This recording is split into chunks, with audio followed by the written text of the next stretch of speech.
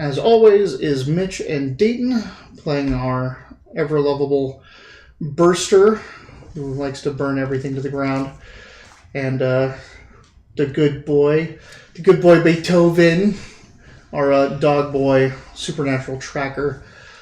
When last we left, they had finally gotten out of the Coalition heartland up north, teleported all the way down to Arkansas, and kind of a no man's land, a little free zone between two Coalition state powerhouses, and has met up with a group of heroes that are down there, seemingly led by this cyber knight, Coda, who has now tasked them or asked them to help her discover some issues, some people that have been raiding local farmlands. And when they went off to do that, they discovered two factions in town. A group of Amazonian cybered out badass warrior women, the Shamarians, who offered to help them, and a group of badass, demonic, cybered out demons, the Broadkill, who have been screwing everything up. They have just tracked down a large group of them, which had ambushed a mining shipment, and now they are ready to, move on from there.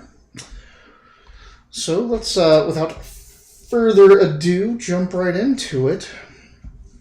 You guys have just finished off that large group.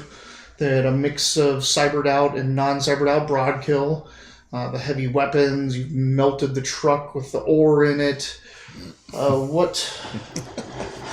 I was mad from the lay storm. Sorry. Oh, you're just mad. I'm just mad. No, he had him pinned down, and that pissed you off enough to melt that thing to the ground after a couple turns of missing. Plus, melting is fun. Yeah. When you're a match, everything looks flammable. Actually, I can roll and make everything flammable, correct. So I'm a pretty cool match. So, none of the caravan survived. So there's none of the drivers, none of the riders that were with it. So we were talking that we feel like we did what we came out to do. Yeah. Mm. So is there anything we can salvage legally without pissing off anybody at the town? It depends on how much you want to... We don't need their boots. Yeah. Depends on how far you want to go. You can pick up guns. They have several weapons. The weapons are not going to help you because they are modified for larger size creatures. These things are 10 to 12 feet tall, though you could probably handle one of their regular rifles. But it would be silly. Like you already have great guns. These aren't anything better than what you already have. But you could take them to sell them, or you can take them just to keep them out of anybody's hands that is going to scavenge after you're here anyway. Oh, yeah, it makes more sense. Right. Take them apart and bring some of the components back with us. So there's no... Just take them. I mean, at the very least, you're not leaving them in the woods for someone to find. Yeah. They do have some other things on them, like grenades. There's some money in people's pockets, some rations, some just tools here and there. We'll take the grenades. Yeah. Now, if you want to get gross, these things are cybered up. If you want to start ripping out people's cyberware to sell on the black market as used, but they are Broadkill sized, so... I wouldn't know anything about that anyway. I have some mechanical knowledge, but I wouldn't... You'd almost... I would have to bring most of the carcass with me. Shani would even suggest that instead, just like you want to take the guns to keep it out of people's hands, just in case, melt all their cybernetics, so the Broadkill can't come salvage that stuff and reinstall it into their own people. I like melting stuff, so let's do that. I'll melt it down. So you melt down the stuff, you collect all the stuff, again, there's a lot of stuff. Some of it has value. So you have guns, you've got some money, you've got grenades, you've got tools, you got this and that. You can even, if you want, try to recover the power cells from some of the bikes and things like that. That is valuable to people. Like when they're going to make a new vehicle, they want something to power it. So if you can't take the whole vehicle, at least get that thing out of it. As you're doing all this and getting it all into a pile, ready to carry and go, on yours, you hear the sound of an engine roaring. It's a flying vehicle. This isn't a hum of a ground vehicle or anything like that. It's the roar of a jet turbine going off. You hear that overhead.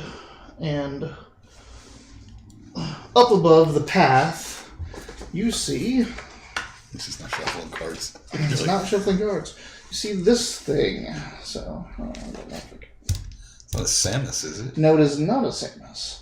So this is the guy that came in and told Coda that he spotted those people at the lake. This is that flying power armor I was talking about that looks really weird with the wings. Like it almost looks like it just hangs from its wings.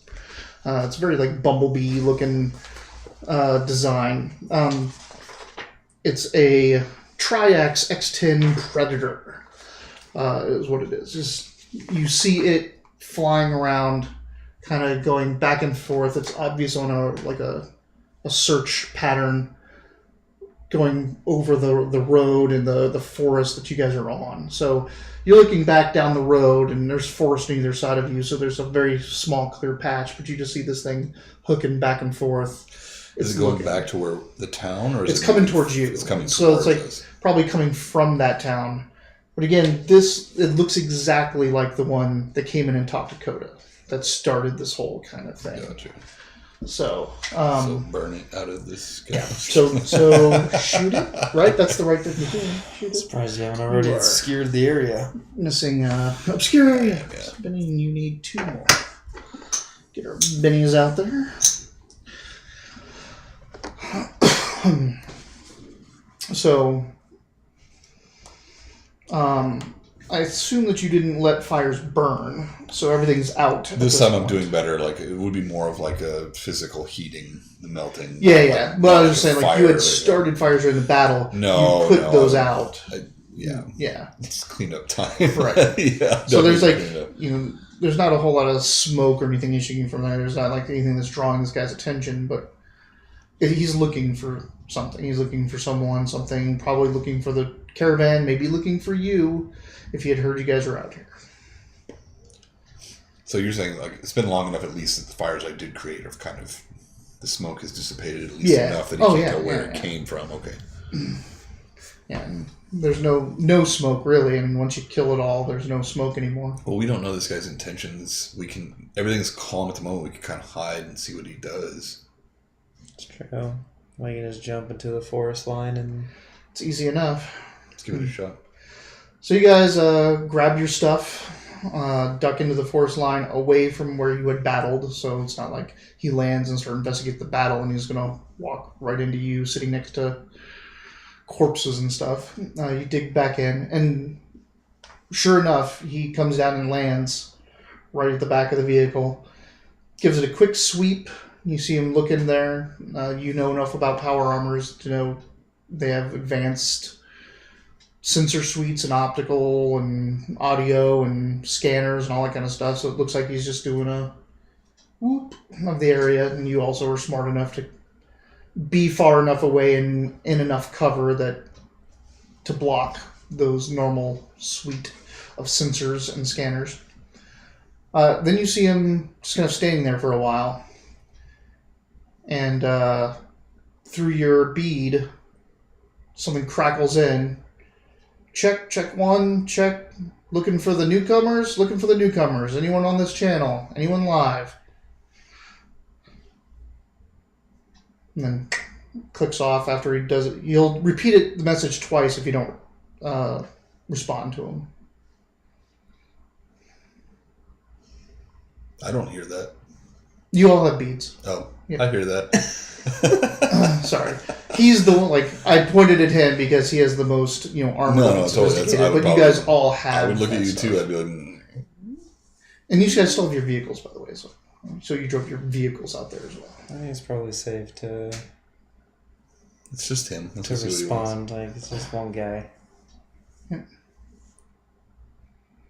Hopefully. So yeah, we're here. Thank God you guys are still alive. After this carnage. How many broadkill did you get?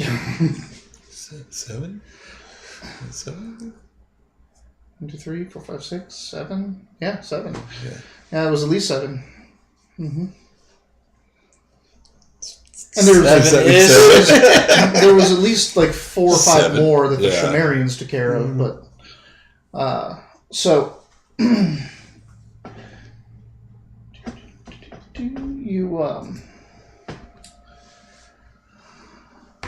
so you call out. He doesn't move from his spot, like he doesn't know where you're at when you're calling back to him.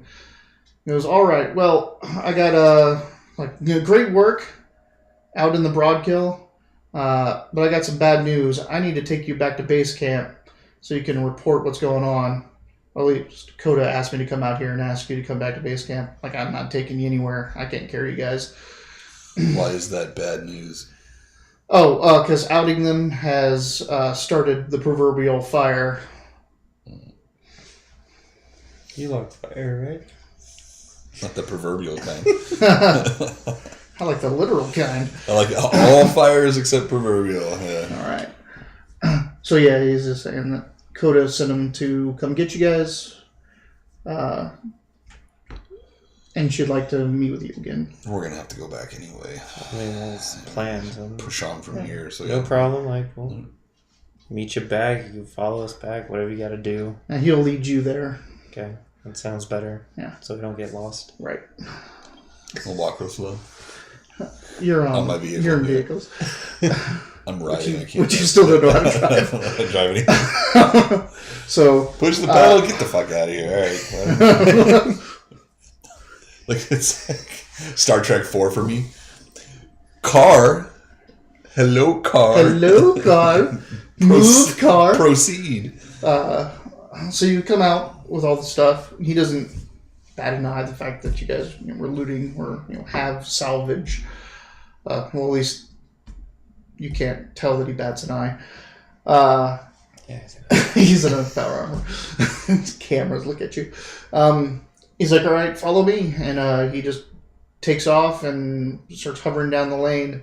He stays above the tree line, but above road, and staying at a speed that you guys can obviously keep up with.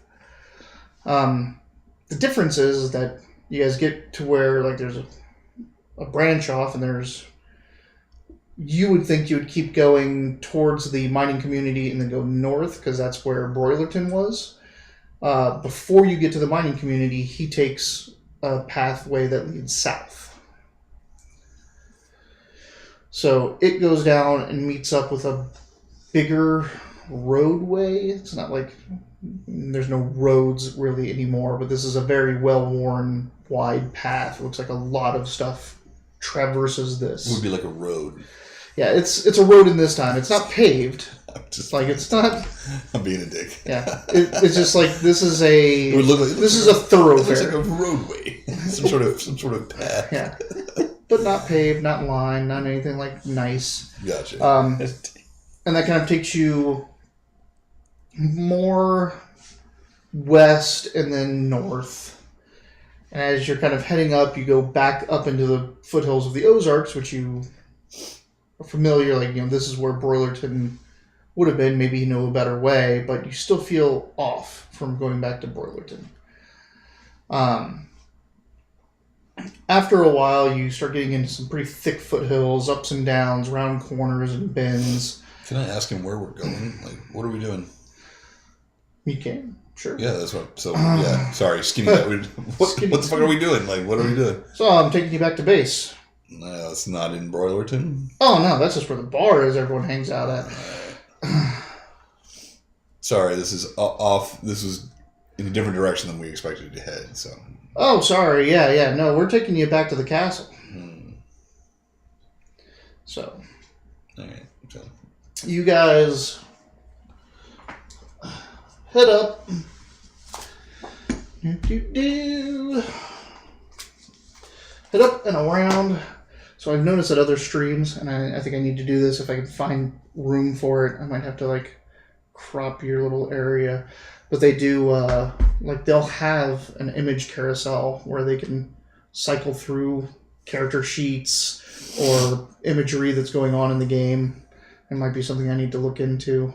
It's having an image carousel thing up there, so I can click through this stuff. So you can see these sort of things. Is that what you're talking about? Yeah, character sheets, or when I'm about to show something off that is pertinent to the that night session. The book up, you don't have to. I can just cycle it through, and they just have this one of these panes where we are. They have a pane that just has whatever they want as a slideshow almost. It could be video, it could be character sheets, it could be pictures. It's weird. I don't know what the systems are using though. I'm sure they're way more expensive than what I have. Well, I always feel too underneath our names or underneath us were our names and our stuff like that. That space is kind of wasted too. We could show it at the beginning, or it could fade in and out throughout time, but also all that space underneath could be whatever it is, the map of the town or where we're at currently. The other thing I really want to do is just over the entire thing is have a blank image holder for the we're taking a break. Be back in 5 minutes. Yeah, that makes sense too. Yeah. That up there. So you guys come around a corner, or not a corner. You come around a bend of a mountainous corner of a foothill, and you are greeted with a river valley, looking up at a group of foothills. And in that river valley and along those foothills are towns, farms, villages, people, industry. In the sky, there's things flying. There's people around everywhere. And then there's an honest-to-God French-style castle built into one of the sides of the walls, just looking like it came out of the medieval realm, except for it has automated cannons, radar dishes, antenna, all the modern accoutrements. So Broilerton, where the bar is more of a smoke screen for what Broilerton really is. Well, Broilerton... Or did we only see that part of it? So there's a couple points coming out of this. You went to what the black market called Refuge Point, which has another name, which you're probably going to find out eventually. But it was at that old train station. Broilerton was the closest point to that. So the closest town to the black market hub is Broilerton. Gotcha. And they're affiliated but not connected to where we are right now. Correct. Gotcha. Broilerton, the black market's the black market. The black market's everywhere. That just happens to be their hub. Broilerton is connected to this place. This is one of their outlying villages, which happens to be closest to the black market, which is why the people like to go drink there, because it's where they're outside of their little realm here at the kingdom. Makes sense. Where they can get drinks and alcohol and whatever they want from the black marketplace. It's if Bisbee is where the Tombstone from here is an hour and 5 minutes, and that's where all the alcohol is. So we drive to Tombstone. So, again, probably not going to show too well, but this is Castle Refuge, which big? Yeah, it's freaking huge. And there's curtain walls. There's actually more walls to it than now, containing more town/city at this point. With, all of that valley has people and farms in it. There's these things around here. Is that picture from a Rifts or Savage World World thing? It is from the Savage... It's from the Tomorrow Legion's Player's Guide. I was just saying, 'cause my family's from Arkansas. I've never seen that. So it is based on a real place. No, I know it. I know the place, but I'm it don't look like that. No, they never finished it. Yeah, it's called Castle Ozark. It was a bunch of people wanted to make a castle in the Ozarks, and they started building it. They built the foundations, and they started building it up, and they ran out of funding and stopped. So it's very much just the outline of where a castle would be. Right. It's the outline and the first story of a couple buildings, and that's it. But yes, this is Castle Ozarks. If you're interested in the history of the Rift's Earth version of it, it is very interesting, and you can talk to the people here when you get there. Yay! So, as you guys are coming in to Castle Ozarks... Sorry, that came out sarcastic. I'm this sounds... It's pretty really cool because they really did tie in the actual Castle Ozarks. I'm actually kind of been excited about this because everywhere I've been in reality, when we play Rifts, always seems to have something at least slightly connected somehow, where they have done their research. That we were in Colorado once, I think, with a previous game. No, Missouri. We were in CS Missouri, and they had something that landmark there that I was familiar with as well. Yeah. So, you guys are driving up to this castle. He's flying up. He tells you guys, "Hey, hey, take the road to the straight up to the gates. Coda will meet you there." And he goes taking off up and around and into the castle. And again, this place is like bustling. Like you see vehicles flying in and out of it. There's now trucks coming up and down lanes. You see boats and barges on the river. And it's probably the most city-like city we've ever seen. This is like you have been to Laszlo, right? Not Laszlo, Tolkien before it was Siege. Or I think you said you never wanted, like it was too big and too much attention. I didn't want to go there, but I knew about it. I probably been around. So you've been around it and you've probably seen it. Like this, it's not on that level yet. It is not a full-fledged massive city, but it is the biggest community you've seen outside of looking at Laszlo. Sweet. So, and the fact that if this was all enclosed and from where you're standing was completely urbanized, it would be just as big as Laszlo. And it's looking, from the way it looks and the industry that's going on. It's 10 years from being Laszlo. Right. Yeah. So, heading up, you're seeing people, and there are all types of people. You're seeing a majority of humans, followed by dwarves, followed by elves, and then it just into anything and everything you can imagine after that.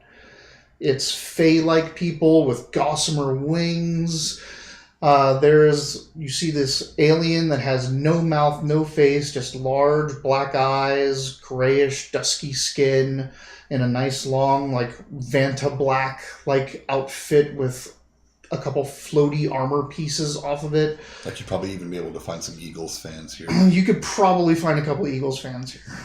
You might be able to find a couple Eagles players here. Oh, yeah. Ripped from some other time dimension. I can guess what year would be the best year for Eagles fans to rip from.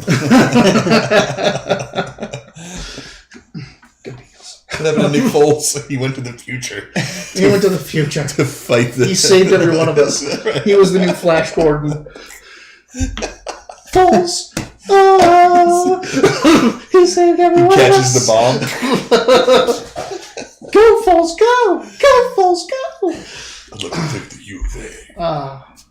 So, when you guys are going into the castle itself and the gates outside, up on the wall, like, there's the tower rampart, it's got cannons, it's got emplacement guns and all this, but standing up there is a glitter boy looking down on the thing, and he's just kind of like scanning the crowd that's coming in and going. And he looks down and he sees you and gives you a salute. Oh, okay. hey, yo! He's like your post due for your neuter. So a glitter boy looks down at you. I don't want to go back to the color. They want him to be in the dog boy choir. Aww. His voice is too low. Gotta get rid of that. Remember to spay or neuter your dog boys. You don't want them reproducing on their own.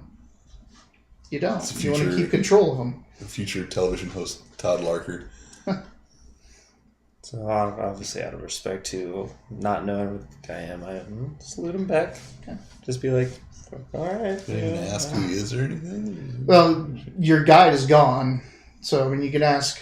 I mean, does he use a radio? I mean, you don't have to. It's just maybe go through all the channels. The channels are just almost every channel has people on it talking, doing something. I was like, yeah, I would think I'm not an earshot of that would be so annoying. Can you imagine if all cellular data was done through radio transmission? Right. You'd be like,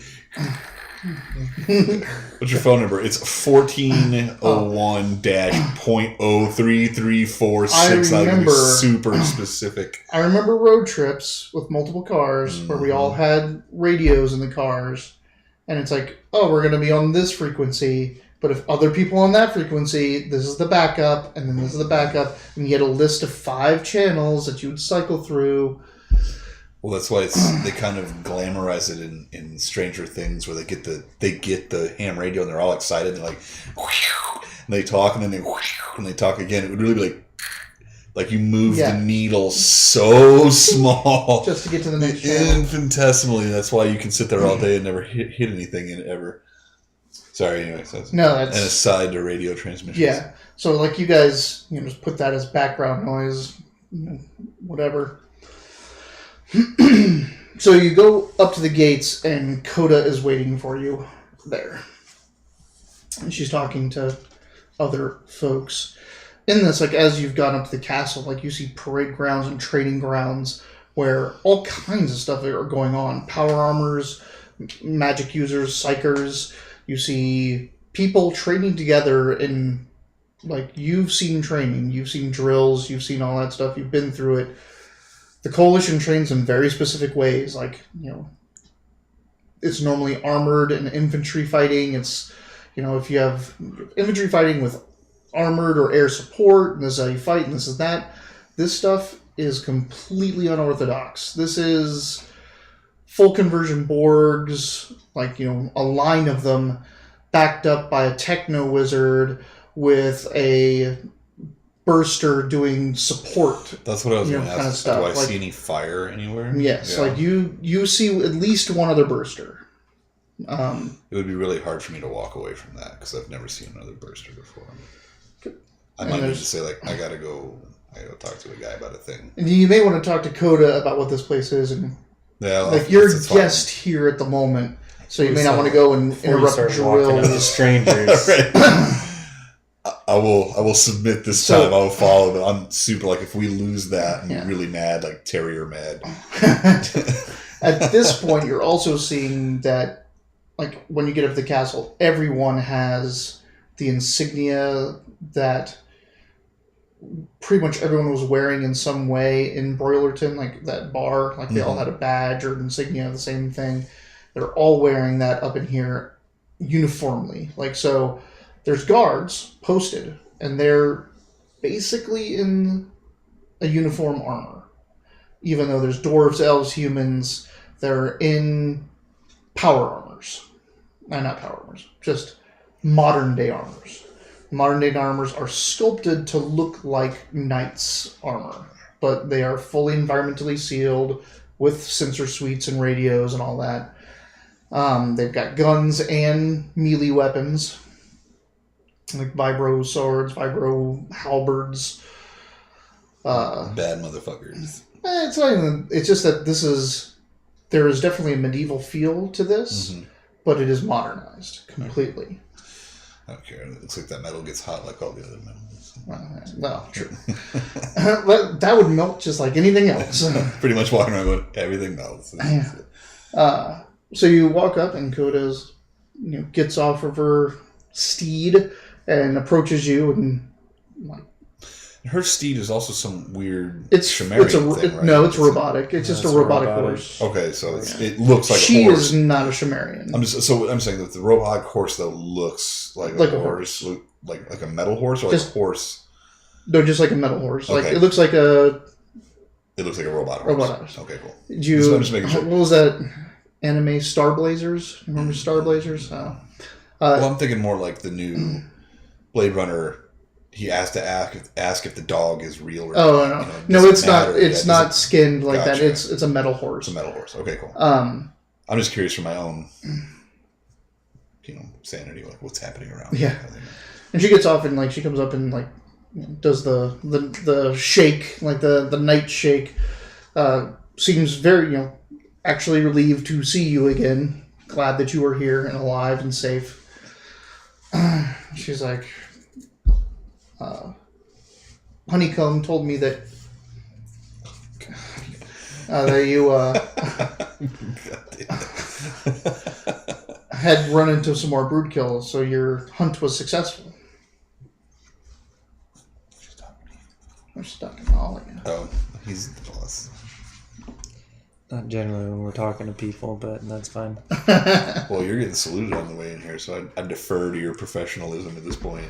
All right, so what did she just say to us? She said you did a good job. Welcome back.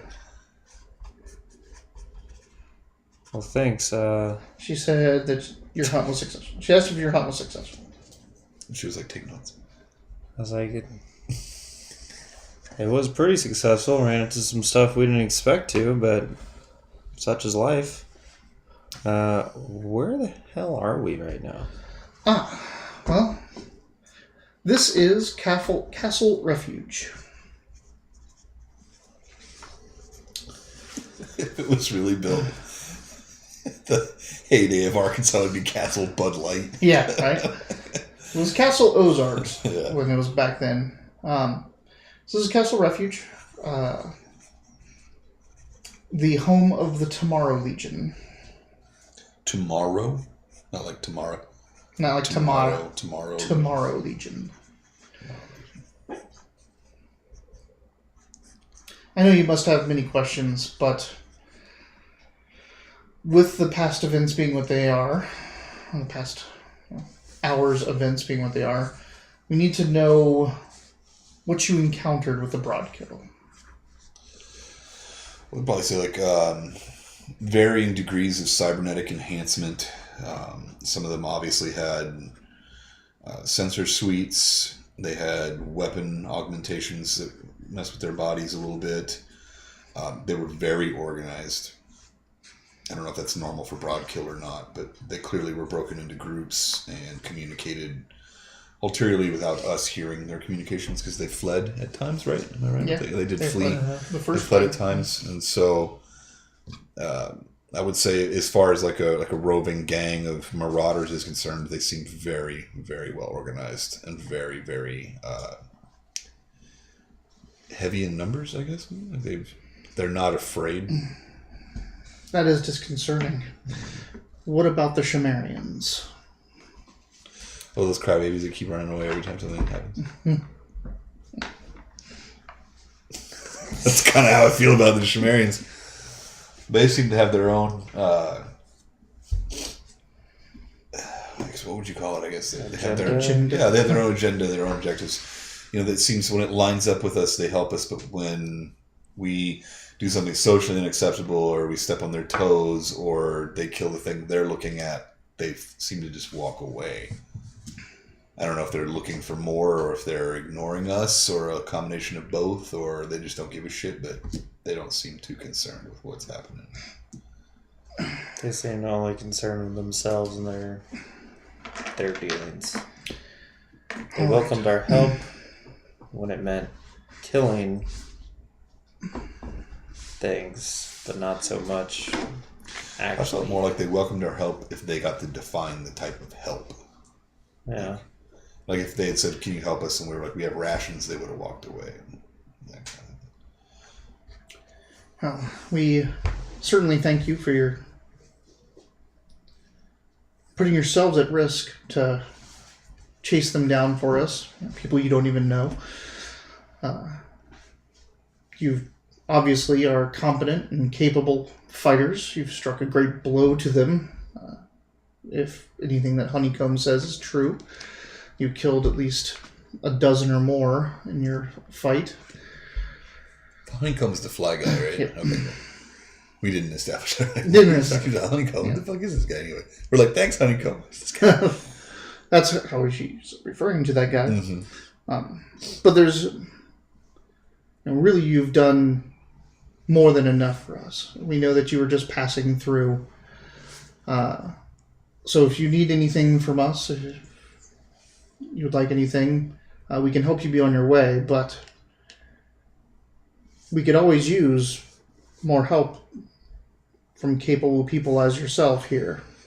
Honestly, this seems like the kind of place that I could help.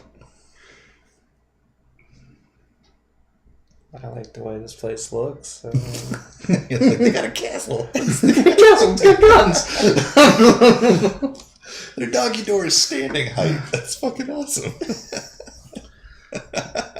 What's that doggy door? It's like this big. It's a big old dog. It's just a regular door. It's a regular door. You need a giant door, like a giant door with a smaller regular door in it. Well, that is good to hear. Please follow me. And she takes you into the castle grounds itself, into one of the buildings, one of the main keeps of the castle. Go through a couple checkpoints.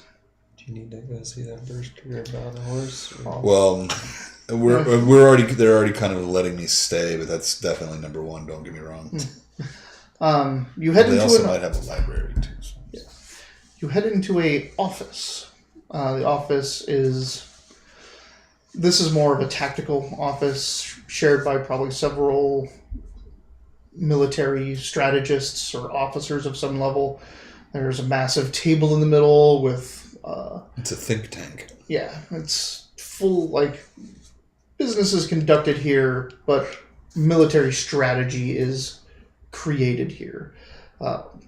Table in the middle with a map of the region, laminated on it, markings all over it. There's a projector over top of it projecting down real-time movements of things, and it almost looks like it's a reactive touchscreen hologram. You could go up and touch one of the icons and move it if you needed to, or change it. And around there are different desks and computers and all this stuff with people coming in and out. But she specifically takes you up to one desk where there is a full conversion board. He's a pretty classic looking one. The normal kind of demonic looking face looking guy, which the main rule book had one in there, but you guys know what the full conversion boards look like. I do. Yeah, you were one. I was like, so. Oh yeah, that's right. Most of them have 2 arms. Yes. Some of them have more. Actually, I think this guy has 3. He looks like this. Oh, sorry. For those of you at home. You drew a picture of the third arm guy. It's probably him. Was that one of the broad kill you were fighting? Yes. Yeah, and you were trying to... I exaggerated the size because they weren't quite that big. No, but you wanted to know how he had that, how many arms he had. Mm-hmm. This guy has 3 arms. Where is that third arm? It's coming out the center of his chest? It's coming out the side? The answer was kind of in between. He's also chewing on a bolt. So it kind of looks like a cigar-ish looking thing, but he's just gnawing on it. He's looking over. He's got a computer sitting over there, and there's a plug coming out from underneath the skull into it. But he's got paper and maps and dossiers just scattered in the desk in front of him. And Coda walks up, straight up to him, says, "Bob, these are the newcomers." And Bob chews on his thing for a while and doesn't seem to notice. And Coda's like, Bob. Just kind of looks back. "Oh, Coda, didn't see you there. Are these the newcomers?" "Yes, these are the newcomers, Bob." He stands up, gives you guys a crisp salute. "Welcome." Did they say yes? I assume they're here because they said yes. You guys staying? Yeah, for now. Welcome aboard. My name's Major Robert O'Neill, but you can call me Bob. I'm head of security here, and my job just got a whole lot funner since you guys hit town. That sounds ominous. his fault. Good to know. I got my eye on you, boy. Yeah, probably the right ones. I knew it. This is I'm like, hey, this is the sheriff. I'm like, why am I hanging out with the sheriff? That's not what I want to do. So he walks around the desk and walks you guys up to the map, and it shows a map of the area, and you see all this stuff. He does a quick little these are towns, these are villages, these are farms. Shows you the icons. It's this is where we had unknown raids and attacks within the past month, and it just 24 little things hit up in that area. Then you guys show up out the broad kill in one clean swoop, and this happens. And he clicks it. It was in the last 2 hours, and a whole bunch, probably about 30 things light up. Coordinated strategic attacks have happened against almost every major supply chain of our castle. Are the groups that are attacking the same size as the group that we saw? We are getting numbers anywhere from 4 to 8 to 30. So, yeah. That's 12 would be Are what the other they also broad kill? And now, some of the times we get some mixed messages, but from all the intel we're gathering, yes, they're all broad kill. Which is the next point we have. See, we have a history with these. When Castle Refuge was just being finished, just being completed by good old Hammer Heart herself, the dwarves, they came in, built this place before any of us, the rest of us got here.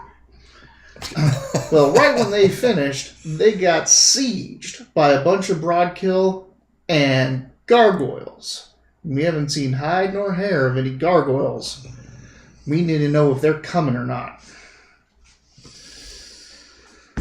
I'm pretty sure it's safe to say that the broad kill look a lot like red gargoyles, so they probably are a gargoyle or two coming. But we don't know that, of course.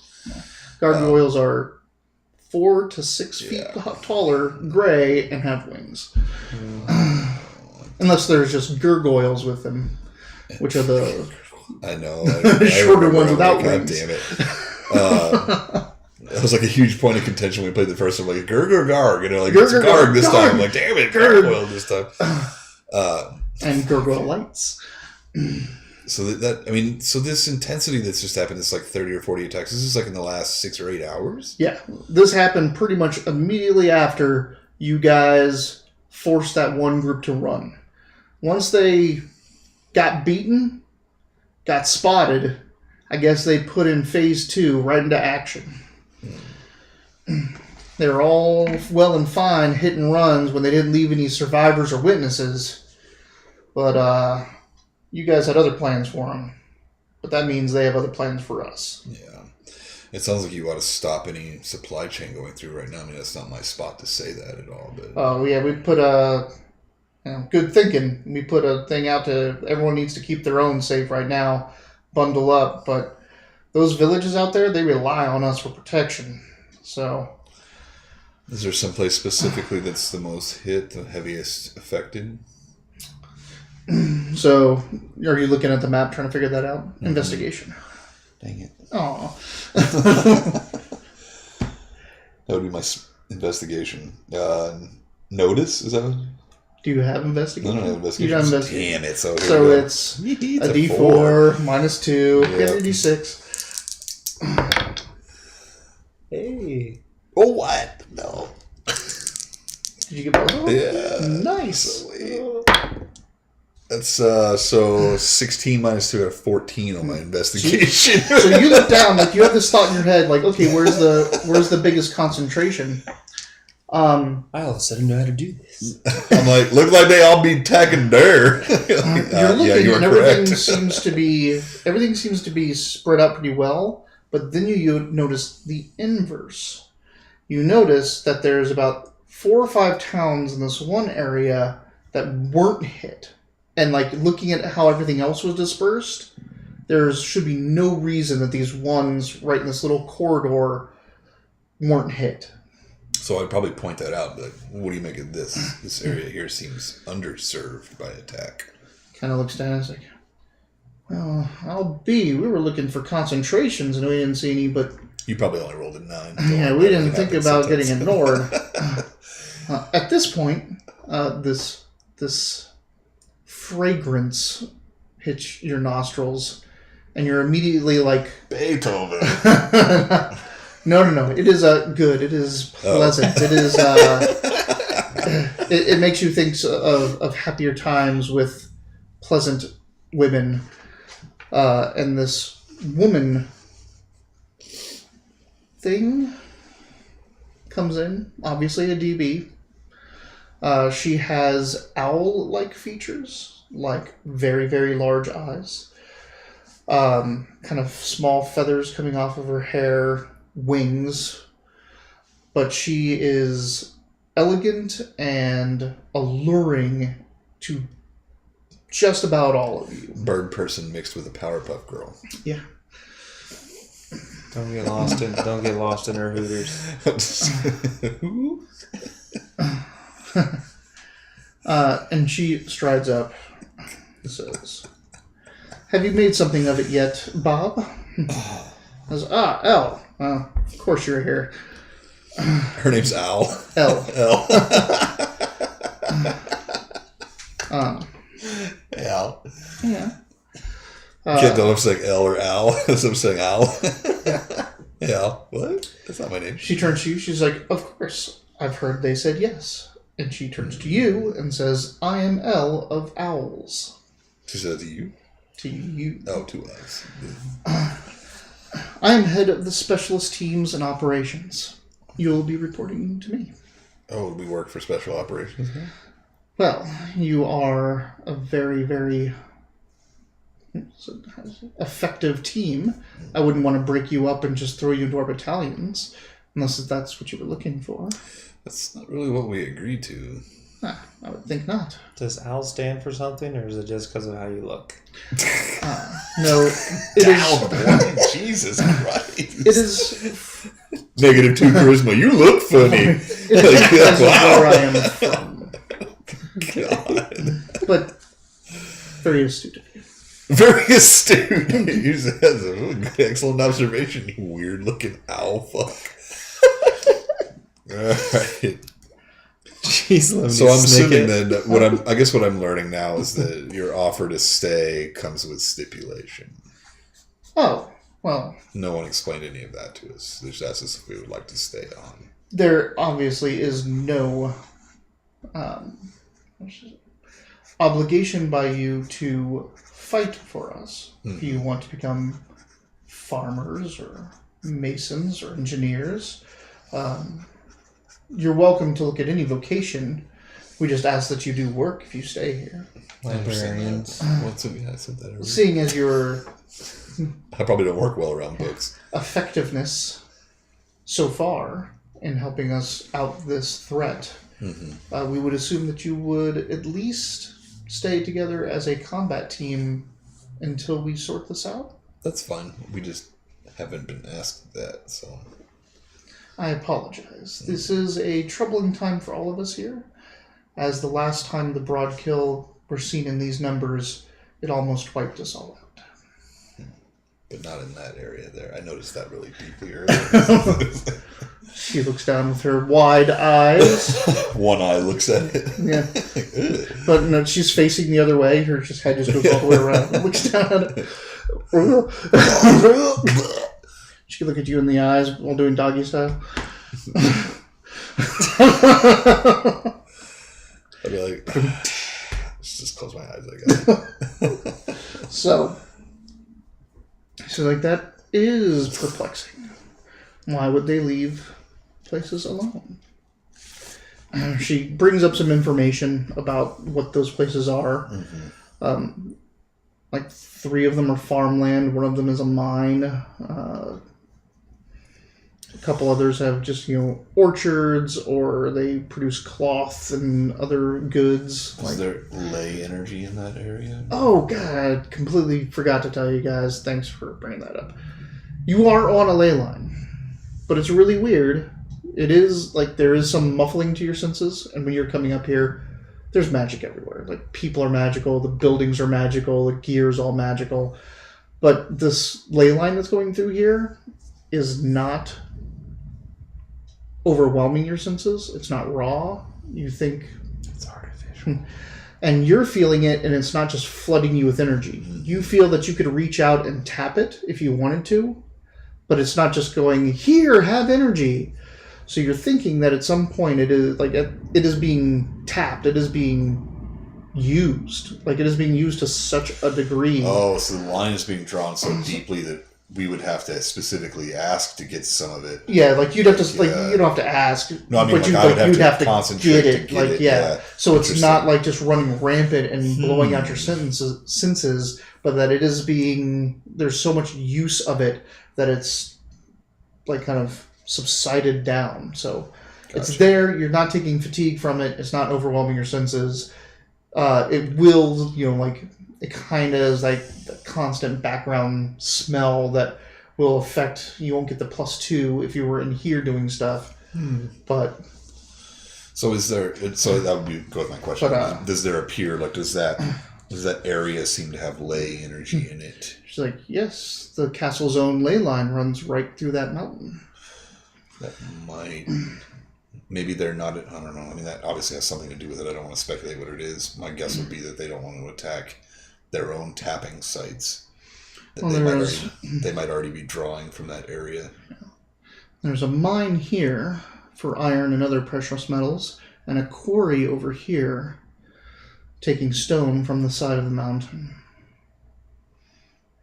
So when you were saying that there weren't any attacks there, have you noticed anything else about the area? Like, is it just empty of interaction, or is it just hasn't been attacked at all? It just hasn't been attacked at all. Like, it hasn't been... People seem to be reporting and everything seems to be fine. Yeah. There's just no activity there for some reason. There's no activity. That has been reported. That is like, they have gotten reports, and the report said nothing. Gotcha. As boring as it sounds, that sounds like the first place to look. Well, would you like to take that upon yourselves? I wouldn't like to do any of it, but like you said, we've been effective at this point. I don't know. Can you spare us for a day or so while we rest a little bit? Like, I'm still wounded, and it would definitely be advantageous to have you at full capacity. Also, it'll give us some more time to watch how this unfolds. Maybe they will get attacked tomorrow. Who knows? Yeah, that makes sense. So, like, it just hasn't quite gotten there yet. Oh. So I guess while we at least rest a little bit, I would probably inquire. Like, I'm pretty sure I saw somebody out there that does the same stuff I do, and I've never seen anybody like that before. Is there any way that I can talk to him, or do you know who that is? I don't mean to pry, but I have gotten intel from both Coda and our friends at Red Star over in the train yard. So you are a burster, correct? Would I have ever been called that by anybody else? Would yes. that be a word? I've heard that word before. You've heard that word. Generally, for you, it's been used in a derogatory sense. Okay. As you're getting chased out of town after having an episode. Gotcha. So that is the common... That is the common thing that people for it. Okay. would call. Well, then yes, then I'm definitely a burster. And she does ask you if there's anything else you'd prefer to be called that would by. No, that's fine. Bernie McBurney face is probably necessary. Oh. Okay. She says, yes, we do have several bursters on premises. At least, she says there's at least 4 other bursters distributed between the battalions. I guess my thing would just be like, can you set up a meeting with one of them? I would like to talk to somebody about it. Absolutely. Why don't we talk about your arrangement here while I show you to your rooms? This feels like military conscription. That's fine. I don't know how you feel about it. I mean, at this point, it kind of sounds like what's happening anyway. So we roll into our roles. She takes you out of this building, and she says, like, the main keep you're in is for a lot of the day-to-day business, military, and otherwise of Castle Refuge. And, the Tomorrow Legion. Blah, blah, tells you a little bit of history. So, what happened was a group of dwarves, an entire clan, was being chased by a demon in their realm and ended up going through a rift. The dwarf is considered a DB. Yes. Okay.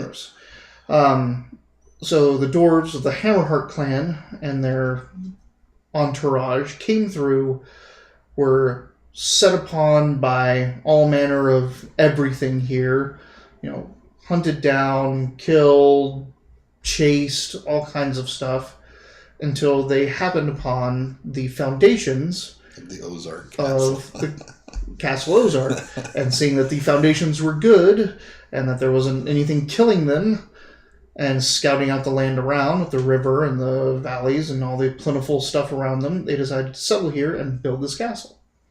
They built the castle, made in contact with local communities who they traded with and helped with. At which point, just as they were about finished, they were set upon by an army of Broadkill and Gargoyles, who they still don't know to this day, like, where this army came from, who was led by or sent by, but their castle wasn't ready. Like, they weren't ready. They were going to lose. At which point, a stranger at the head of a group of at least 100 disparate fighters of different abilities and levels came to their rescue. This guy came in wielding a blazing sword of light with power armors and magic users and all kinds of folks following him up, and routed the Broadkill and the Gargoyles. And this man brought 3 more sets of refugees and fighters to here. It's a praxis. It's not. Oh. I know it sounds good, right? Praxis. But it is Praxis's Lord and Savior, Lord Cook, the leader of Cullen, right? Is what you said? Coke. He's the leader, the first Cyber Knight, and the leader of the Cyber Knights, and the hero of betrayer of, depending on who you talk to, of Tolkien, because he told his Cyber Knights not to fight in the last battle at Tolkien because the council that was running it started summoning demons and sacrificing people. And he said, if your guys going to do that to fight off the coalition, then you're not getting us. And it created a schism in the Cyber Knights, as some still aided because they couldn't stand by and watch the coalition win, and others couldn't watch their allies turn to the ways they did. But Lord Coke eventually regained his own self afterwards, and returned to Castle Refuge, and now he doesn't stay here, but he frequents here and keeps bringing people here, and this is like the foundations of the Tomorrow Legion. Also, he brought with him at one point Erin Tarn herself, and that's what Erin Tarn, Lord Coke, and Dara Hammerheart founded the Tomorrow Legion, which is, we're done scrabbling, trying to survive and pick up things from the past, and just trying to ignore what the coalition's doing and survive another day and all this, and finding about as much history as we can. It's time to look towards what's coming tomorrow. And if we let the coalition keep doing what's doing, we let the Zyticket keep doing what they're doing, we let the Atlanteans keep doing what they're doing, then we're not going to have it tomorrow. They're going to make what's tomorrow. And that's what the thing is. It's kind of high praise if you built a castle base out in the Ozarks in the northern Arkansas, and dwarves were like, this seems good. Yeah, this is Let's good build enough. on top. Like, what? Hell yeah. You hillbilly castleiers or whatever you call people that build castles. Masons, I guess. Masons. So she says, we'd take you in. You'd be joining the military, the militant branch of the Tomorrow Legion, the one that fights. I mean, obviously, seems what you do, like, you do it well. We wouldn't ask you to keep doing it if you ever didn't want to. We have enough to do for everyone. I guess that would answer my main question. This conscription is not mandatory. Like, we can walk away at some point. And at any time you want to go somewhere, just let us know. Like, you always have, now that you're here, you always have a home here. As long as you keep by our tenets of, Don't set anything on fire. Well, not so much that. It's all the touchy-feely, don't kill innocents, Don't go dwarf tossing. Got it. But unless they ask for it. Certain people's legs. Right. You all get your Queen of England insignias, however you want them. They have different ways. You can have it as a patch on your clothes. You can have it as a medal. You can have it as a badge. Tattoos. You start in the rank of Legionnaire, though they're not going to start you at the base pay. You obviously are capable, and obviously from what we have heard, so Specialized contractors, basically. Right, you guys are not people we have to train how to hold, which side of the gun shoots. You guys know what you're doing. So you'd start at veteran pay, which is $600 a week. There's bonuses for anything above and beyond. Is there pay credit transferable? Like when they say bucks, oh yeah, credits. Everything's credits. Okay, cool. It's credits. It would go right on whatever card you want it. So this never has for future reference in the game. We don't need to say like money or bucks or dollars. No, it's always all credits. Okay, cool. Let's make sure. Unless she said bucks, I was like, wait. Unless it's specifically like dirt or like or for a certain place. Yeah. Like if you got money from a coalition soldier, those are coalition credits. Gotcha. Like it equals the same, but it can't be used other places. Mm-hmm. So most people that would take it at a lesser value because they're going to have to launder it or that kind of stuff. Okay. Most people that take it outside of the coalition, I would say. And then, of course, some people may pay you in pigs or gold or other things, that may have a value different. And I will tell you what their credit worth is. So that was just my skinny. Yeah. You don't have to worry about what money means. So, and she tells you, there's all kinds of, different things. They put you on guard duty. It's different than if you go out and fight a high-value target or take down a high-value target. You get bonuses and all that stuff. Gotcha. But you guys are, they offer you $600 credits a week plus bonuses. You have a home here. They ask if you want separate rooms or you want a shared living space. And when they say shared living space, it is like a 3-bedroom apartment. Yeah, that sounds best. Like where you have a central living space with your own bedrooms, or do you want barrack style? You have a bedroom off of a hallway. So the other way is obviously you get more space. It's just shared. I think that I would pick the shared space because I could do less damage if I went off to people that are already kind of familiar with who I am and what's going on. Like I don't want to burn the barracks down on accident. Just burn these guys on accident. So done it once. I was like, not like it hasn't happened before. Yeah.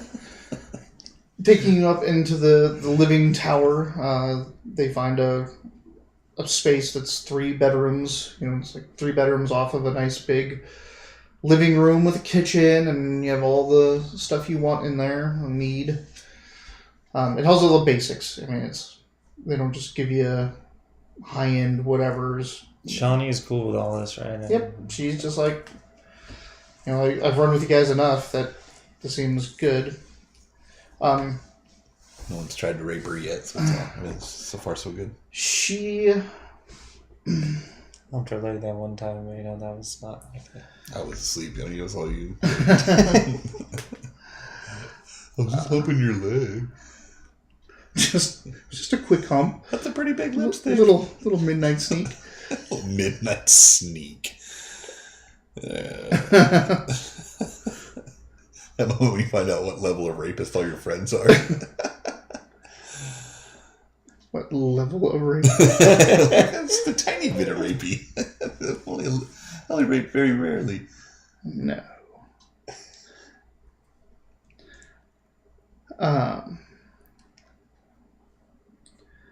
She asks L of Owls.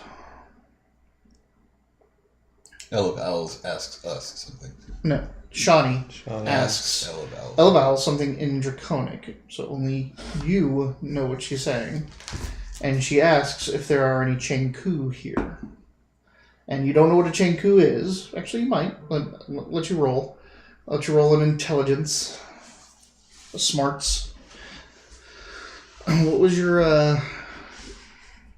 your knowledges? You don't have any, super... you have engineering... Streetwise, metalworking. Metalworking and engineering or something like that. Nothing. Alright, so just make a smarts check.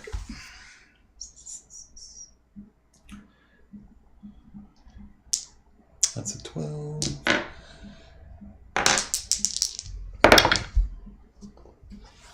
Six. So 11. Okay. You have never heard of Chenku.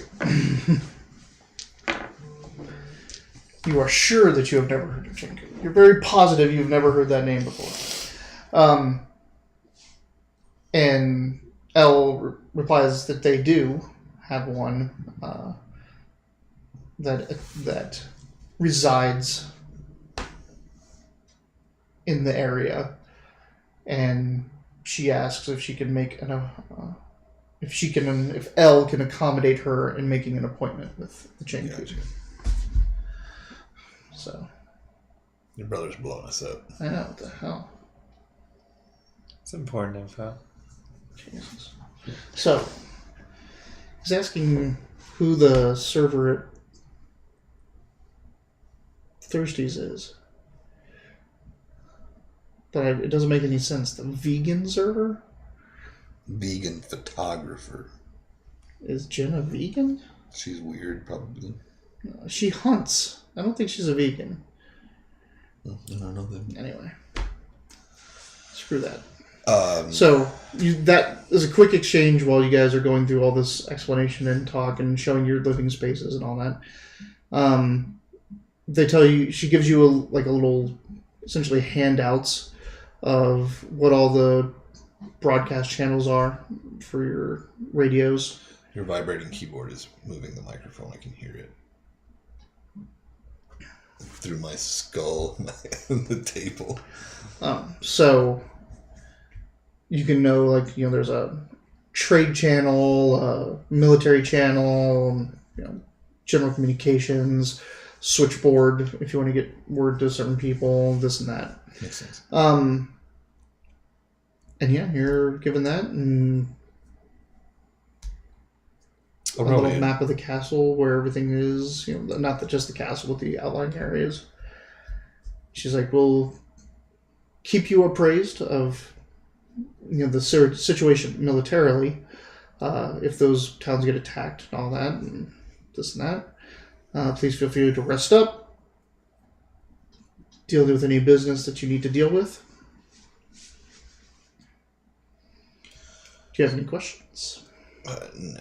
I mean, I saw where the burster was earlier. I could probably make my way down there without interrupting anything, I would assume. So. I don't ask for appointments. So.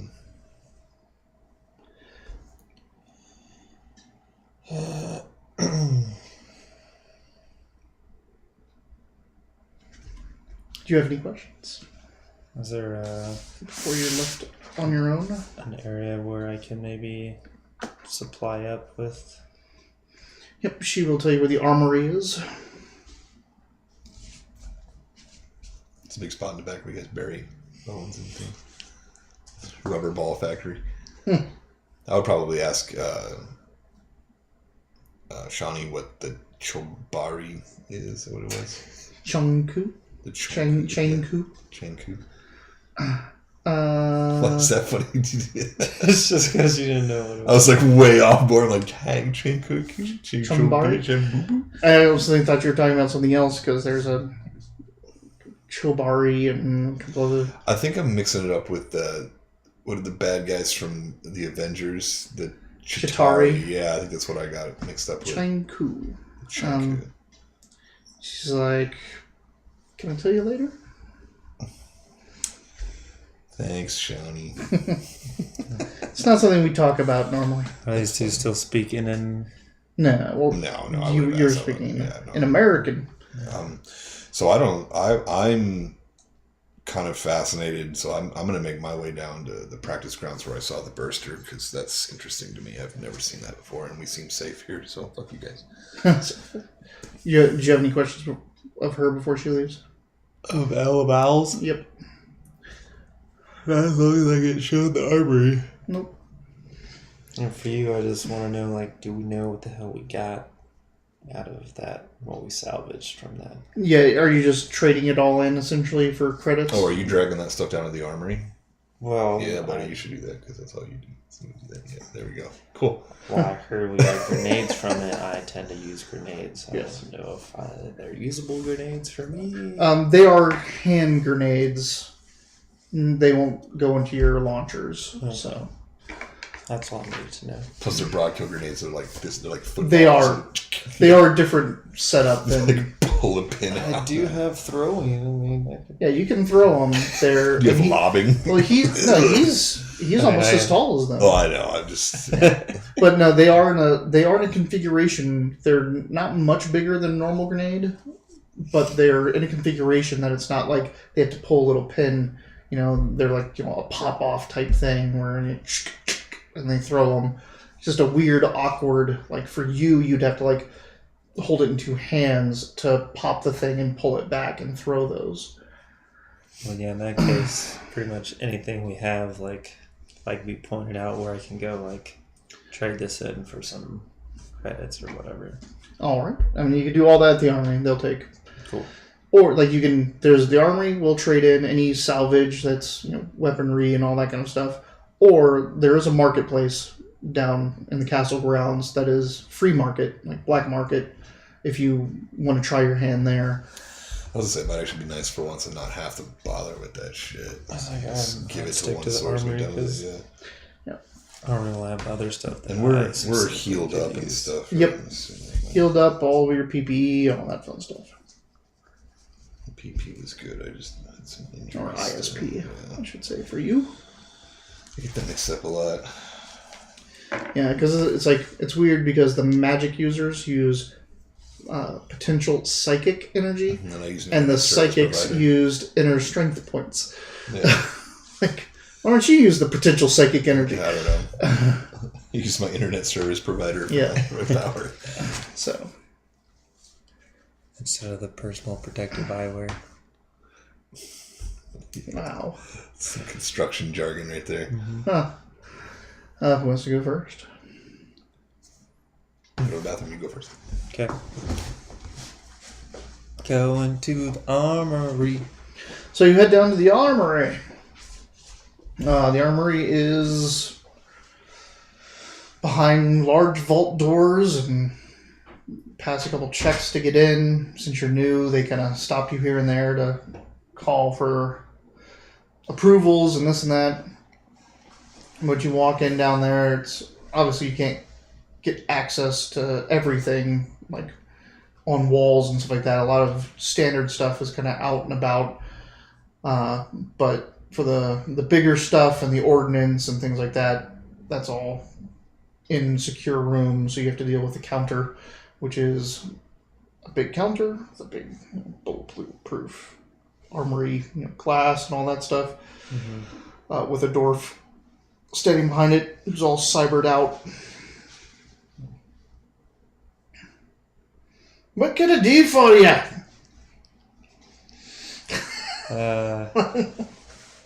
I got all this crap to trade in, and I'm looking to supply myself with some things as well. It looks like some broadkill stuff. Is that what that is? That's exactly what you must be the newcomers. Heard you took some down. Indeed. Aye, well, throw it on up here and see what you get. Start slamming up there. There's like attendants that come out and like help you and just feed all that stuff through. There's a scanner in like the slot to bring things through, and it just scans, and you see like on the glass, you're like information is popping up about what these are, condition, cost, or worth, cost, blah blah blah. So you're just like blink blink blink blink right up on the glass in front of you as you're feeding all these through. All told, feeding all the grenades, the guns, the loose, just gear and stuff like that was for combat, comes out to about like 8,000 credits.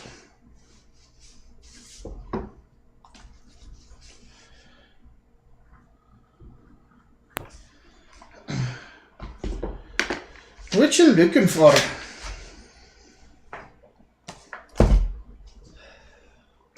Well, one, I need some bullets for my rifle here. I imagine I'm just carrying it like my rifle's just on me at all time. Yeah. And I assume you have both your rifles on you at all times, pretty much. I need some rounds for my dragonfire, and I'm looking for some grenades as well.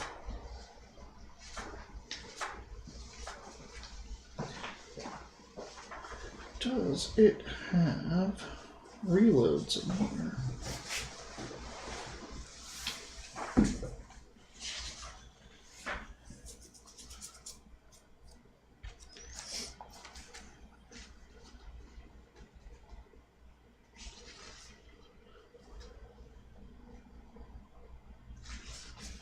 I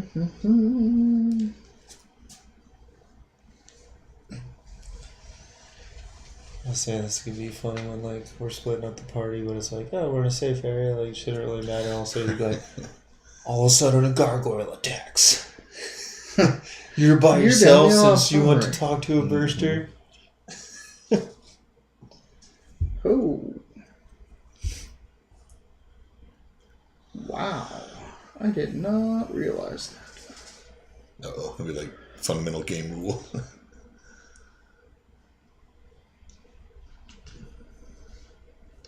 You know, we were playing Pandemic.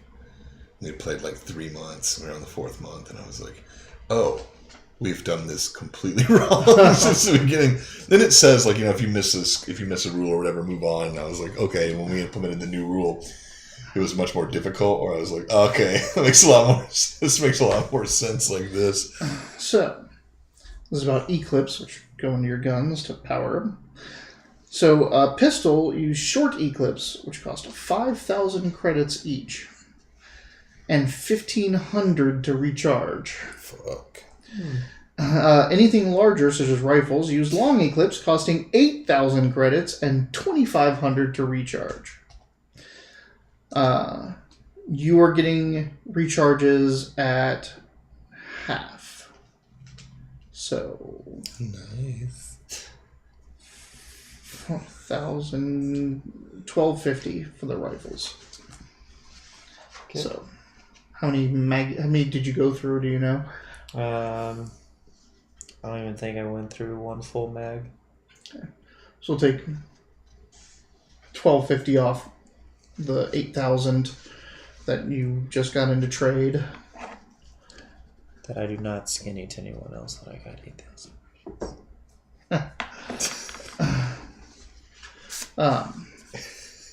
He's like, okay. I'm married. You can hide money all you want. Doesn't shock me. To replenish railgun ammo canisters, it costs 1/10 the price of the weapon itself, and the glitter board reloads are 30,000 per belt. Jesus.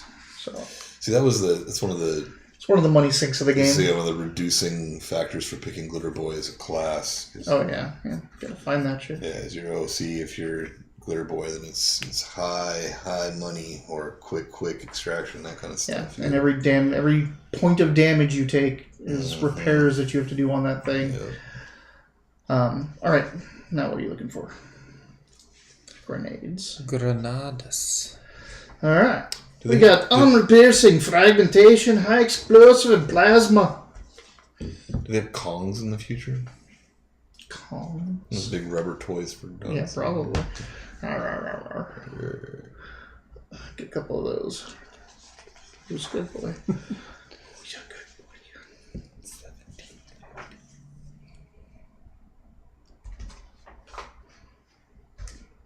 Can you look it for?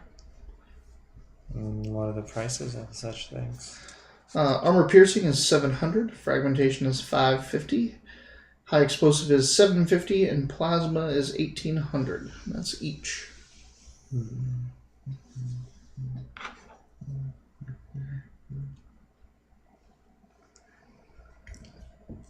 Alright, let's say I want 2 plasma. 2 plasma would be 3,600. Good. Legitimately. You should be using those a lot more then. The reason why. Wait, are you selling off all the shit we got?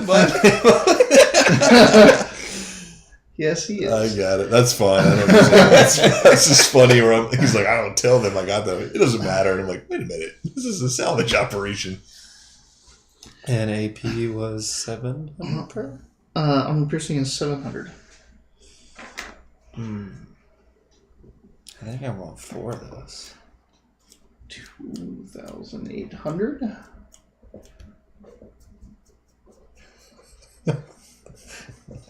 We see 350 credits. We'll stop there. Just enough for a Kong. Yeah, 300 and Big rubber 344 credits left. How much would I start with?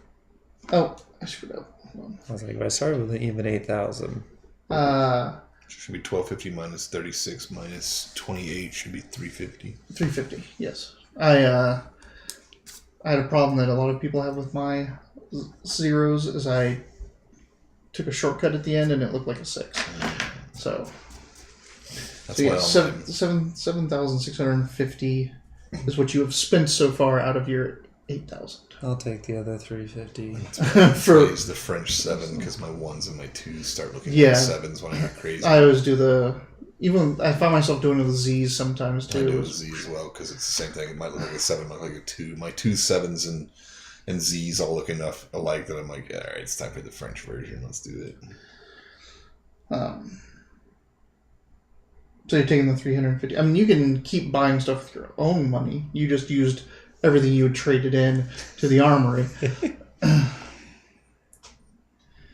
And if there's anything else you want to look at, I mean, there's ion, there's plasma rifles, there's rocket launchers. Like literally, you're literally at the weapon shop. Yeah, chain swords, long swords, vibroblades. You can get vibro teeth. It's cybernetics. Oh. It would hamper his ability Don't to. entice me with a chain sword. You know how much I love it. I can eat a steak so goddamn fast. Like, you can hear your voice. I already technically have an ability to bite. I just imagine having vibro teeth. Just hearing you eat would be annoying. Like what is that lawnmower sound? That's Beethoven's mouth. You just take the steak finger, put it in your mouth. It's like a blender. Your teeth rotate in your jaw like that. Yeah. Or it's like a novelty teeth. Alright, so you good with that? Yeah, I think I'm good with that there. Alright. I don't need new weapons. Got my trusty weapons. So you head out to the training grounds, where you find the team that had that burster is not on, the active training area. They're kind of off to the side, talking with a superior officer or their coach or whoever it would be. I'd say It's just a group. They're kind of sitting around, it looks like, just chatting. I would probably... I don't have any military discipline. I would probably just walk straight up to the guy and be like, hey. His hair is on fire. He's like one of those guys that he shows it off constantly. And you just getting up and near him, you can feel he's probably got more experience / potency than you. Because maybe the fact that his hair is on fire is not something he can control anymore. But just flames exuding from that, heat is just radiating off of him. It could have also just been because he was just fighting, and all that stuff, and just it's kind of cooling off. Yeah, but he seems to be just more. Everything's out there. I would probably stick my hand out, but my hand would be on fire. He gets up. Oh, hey! Stands up. How's it going? It's going all right. I have never met another burster in my life. Really? And you haven't lived, my friend. Apparently not. What's your name? Steve. Bernie McBurkey. Bernie McBurkey. I'm Flaming McFlamerson. Fire McBurn-a-lot. Cutie McPants up. Liar, Pensiver. His first name, Larlar. Larlar? Yeah. Last name, Pensfar. Pensfar. Must be a strange dwarven name. Larlar Pensfar.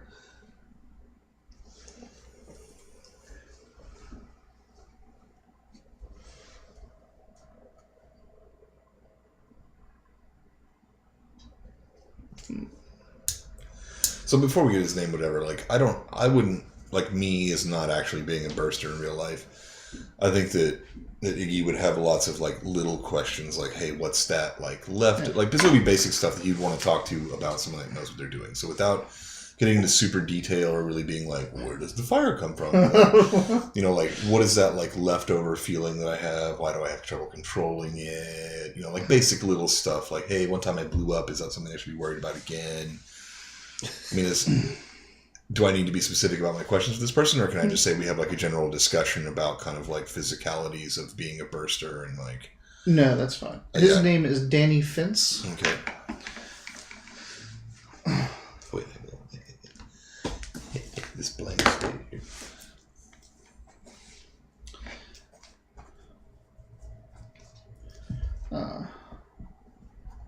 His friends, his call sign, if you will, is Meltdown.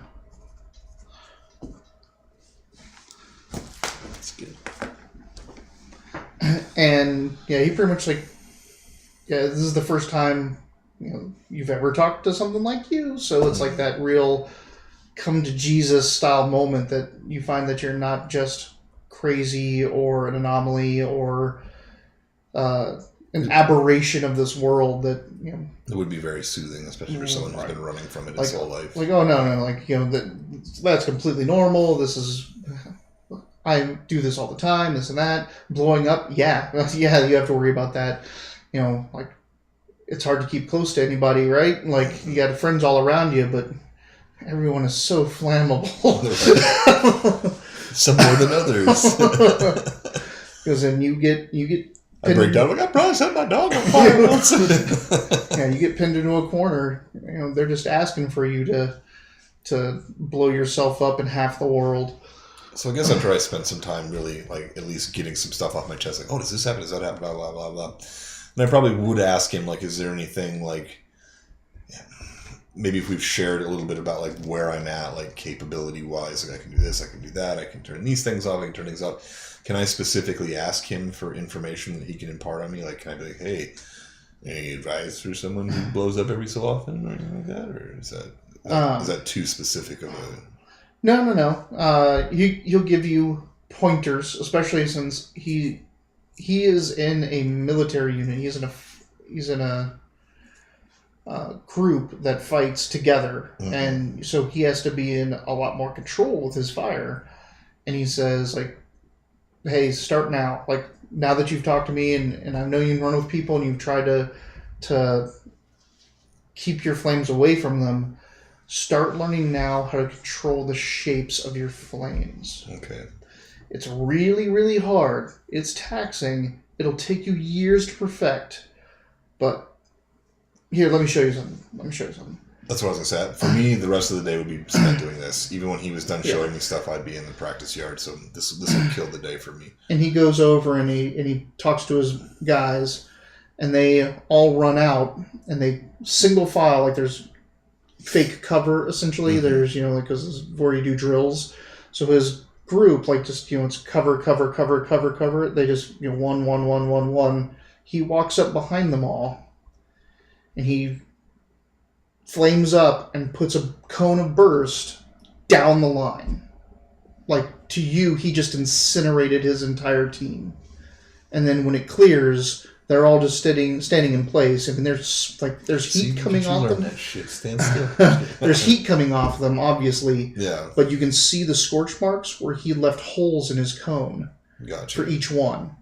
So that would be something to practice next. Would be like, yeah, that's techniques and things, and especially now that you've had that book and how to like manipulate. But he's like, it's super hard because you're not like at this moment you're going. Fire is in me, and I want to push it out, and you just push it out of you. Now, but you also know that if a fire is over there, you can turn it off, right? Take those two abilities and mix them. Turn the fire off anywhere you don't want to hit while you're pushing it out. It's like whistling and humming. Yeah. So that makes sense. So then I would probably spend the rest of the day in the yard fucking around doing that. He's pretty tapped, so he can't do much more. I mean, because he's been drilling all day. That's fine, but I would be. But yeah, he'll sit over your shoulder and do all that stuff because you can't hurt him. Plus, I'm saying too that like that would be all that I would do. That it doesn't matter if I learn anything from him or not. Like I'm reinvigorated. I'd be blowing stuff up all night and practicing. And this is a place that's If I can pull some lay energy whenever I need it too, it's nice. Like fill back up. You're at a weird place, and this first night sleeping here, you're at a weird place because you've always wanted to be a place where you can just, live, and everyone would, everything would be fine. It'd be the shiny, happy place, but you're also celebrated for being a burster here. Mm-hmm. So it's the two things you thought could never happen together, because every time you went someplace and it was nice and things were good, you had to hide the fact that you were a burster. And the moment that you were a burster, you had to leave. Yeah. Now you're at a place where everyone knows you're a burster, and they want you here. Now I'm really going to set fire. Yeah, now I'm really going to burn this place to the goddamn ground. Right on. Let's see how I can fuck it up. What do you do after the armory? I head back up to our room, to our room. All right. I'm looking forward to resting. All right. It's nice. You enjoy it. You enjoy it. There's something that you've only seen in the officers' quarters. There's a TV there. There's entertainment on it. What? Channel 7 is dog whistle. You're able to you just watch it intently for hours. You can use that extra $3.50 when you pass through the market. It's Hypno pick up some beer and some steak fingers. Sit in the house and watch TV. I mean, it's not great TV, but it's TV. Sounds pleasant. Right. That would be me. I would do this until I would be worn out, so it would be the same thing. At the end of the day, I'm down and tapped. I've learned what I can for one day. You get a saturation point at some point. So back to the room as well. So you get back to the room. He's sitting in front of the TV. The place smells like steak fingers.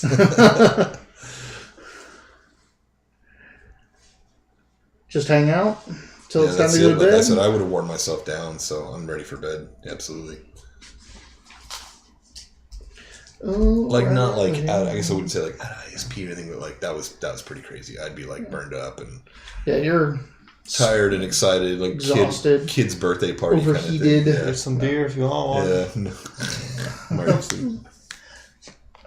So did I end up spending the other $3.50 on beer and steak fingers? Yeah. And just supplying let's say you spend the other $3.50 just getting stuff for the apartment that everyone's going to use. Food, drink, clock. Toilet paper. Not that they don't supply some of that stuff, but everything's stuff for you. Burn the shit off the butthole. Yeah. That smells probably great after the... What is that? Poop? Burnt poop. How do you get rid of your poop? Is there any other way to do this? It makes me think that, bursters would never get, athlete's foot or, strep throat or lice. Everything would be constantly burned off of my body. I would be brand new every time I did that. How did you get gingivitis? How did you not? I don't know. Burned it off. My mouth is on fire a lot, so I don't need to brush my teeth.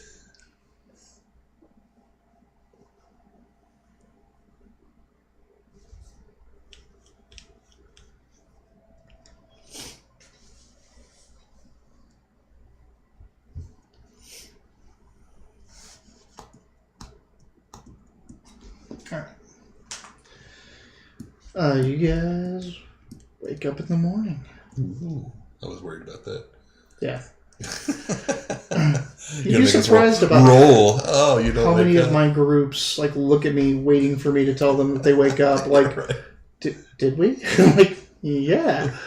Come on, I'm not gonna kill you in your sleep. I think the only major disparity that we've had between group members is when you and Mark were both "Oh, Badger, what a cool character," and I was fuck that guy so much. That is the correct response towards Badger, though. Right. The people that don't have to deal with him think he's fun, and people have to deal with him are I don't want to deal with this guy anymore. Badger's bad.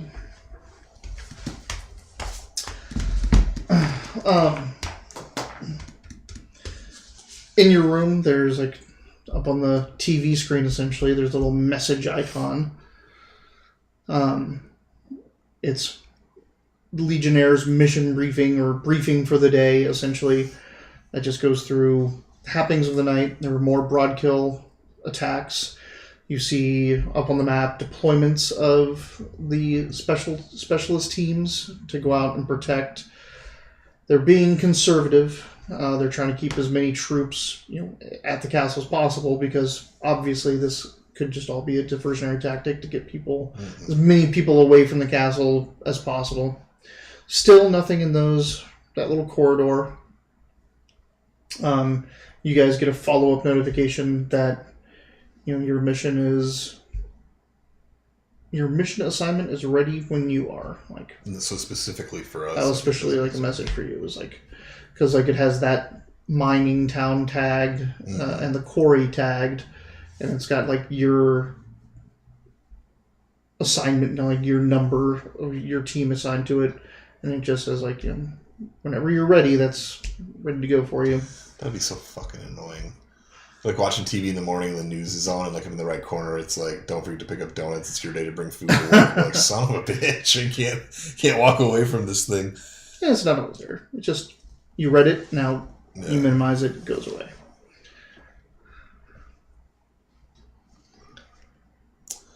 Let's go. That's how I feel. I've had a great night. Yesterday was awesome. You're loaded up. I've slept well. I feel good. I almost feel like I owe these people at this point. So I don't know how you feel about it, but I'm let's do it. Shani walks around the apartment naked. Shani's not there. No, that's right. She went to go see that crypto thing. the what? I don't know. I just made up a word that started with a C. Crypto. Chengku.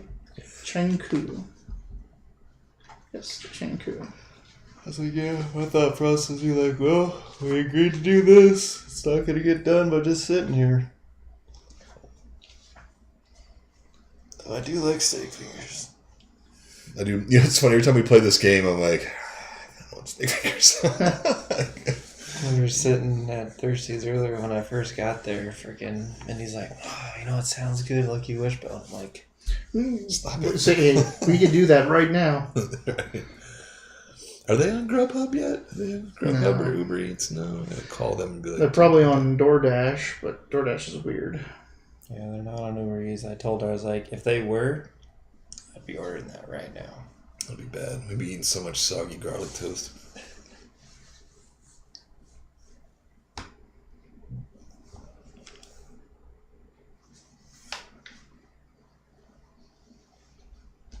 Okay. Did you clip your coupon? Did you clip your coupon? For what? A free fedora. Oh, okay. So you guys heading to mission brief? Yeah, definitely. Oh. Hopefully Shani shows the fuck up. Yeah, you can contact her. You have her phone number or her frequency or whatever. You can contact her, and she says she'll meet you there. Yeah, we'll just start running away. When she shows up, she has... Not sure where it is yet. Might be on this forearm. Bandage. Like she has a new tattoo. I was going to say, this is obviously it's psychedelic tattoo artist cryptocurrency thing. Magic tattoo artist. Yeah. So, you show up to briefing. I mean, pretty much, here's the lay of the land. Here's what these towns are named. Here's who you should expect there. Here's who you should talk to. This is this is who we talk to. These are our contacts. And these people all have. We have contact with them all. They're not all allies, but they deal with all of these towns out here. So our kind of default assignations for these areas that I identified as not being hit, or no? So far, they have been checking in that they have not been attacked. Oh, okay. So what are they? I guess I let you finish. Yeah. So what are they asking us to do? Primarily go look to see if that is true. what the disposition of the towns are. I mean, they may be housing these people, they may be working with them. That's what I think. And lastly, if they're trying to not arouse suspicion by attacking these places to where they really are, then look around the area to see if you can find any signs of base camps or anything like that. That's what I meant. We were being assigned to the dead areas that I identified yesterday. So, okay, cool. So, and it's like you don't have to make contact with the towns at all. Like, you can just make a visual check of them and move on. If everything looks fine, like you don't have to talk to them or whatever, but something in the area, like you said, it could be wrong that they're not hitting those areas. Totally. So, all right, let's do it. Just like. I name our group the Hotobots. Hotobots, roll out. Roll out. Hotobots. All right, so the Hotobots head towards the first. The Hotobots. So you make your way that. It's fairly like... If I ever start a drag show, it's going to be the Hotobots. Mitch and the Hotobots. The Deceptitraps. There you go. These areas are fairly remote. It's getting pretty up into, out of Ozark foothills and into Ozarks type place. It's at the edge of a mountain where they have a mine and a quarry. Really so out there. It's beautiful. So off you go on your ATVs. You spend most of the day traveling. You have multiple points along the way where you can stop and rest and whatever you need to do. There's even a couple towns between you and there that are all loyal to Castle Refuge to stop and get water and rest and whatever you need to do. Have lunch. Or steak fingers. Or steak fingers. Not all have steak fingers. Most of them have broilers.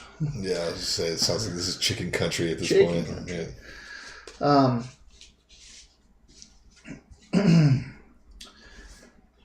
It takes you most of the day to get up there.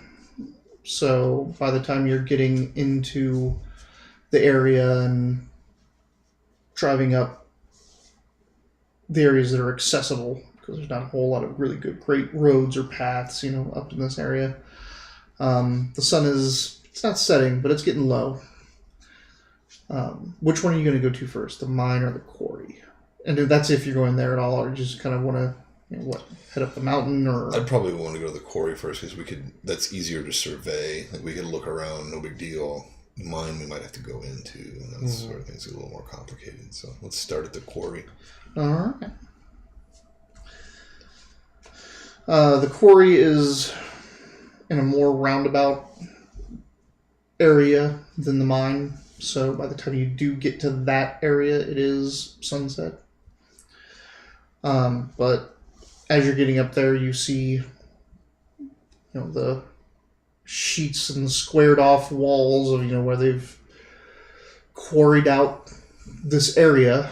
Is this quarry got a lake bed in it basically now at this point? Is it a water source that's happened because of the cutouts, or is it still dry? It's got water. It is. This is an older quarry. They still get stone from it, not nearly as much as they used to. But it has created an artificial lake. It has created an artificial lake. You see a lot of the the straight slab sides that you see in those areas, and then the big sump kind of water bed down at the bottom of it. The town is on the other side of all that.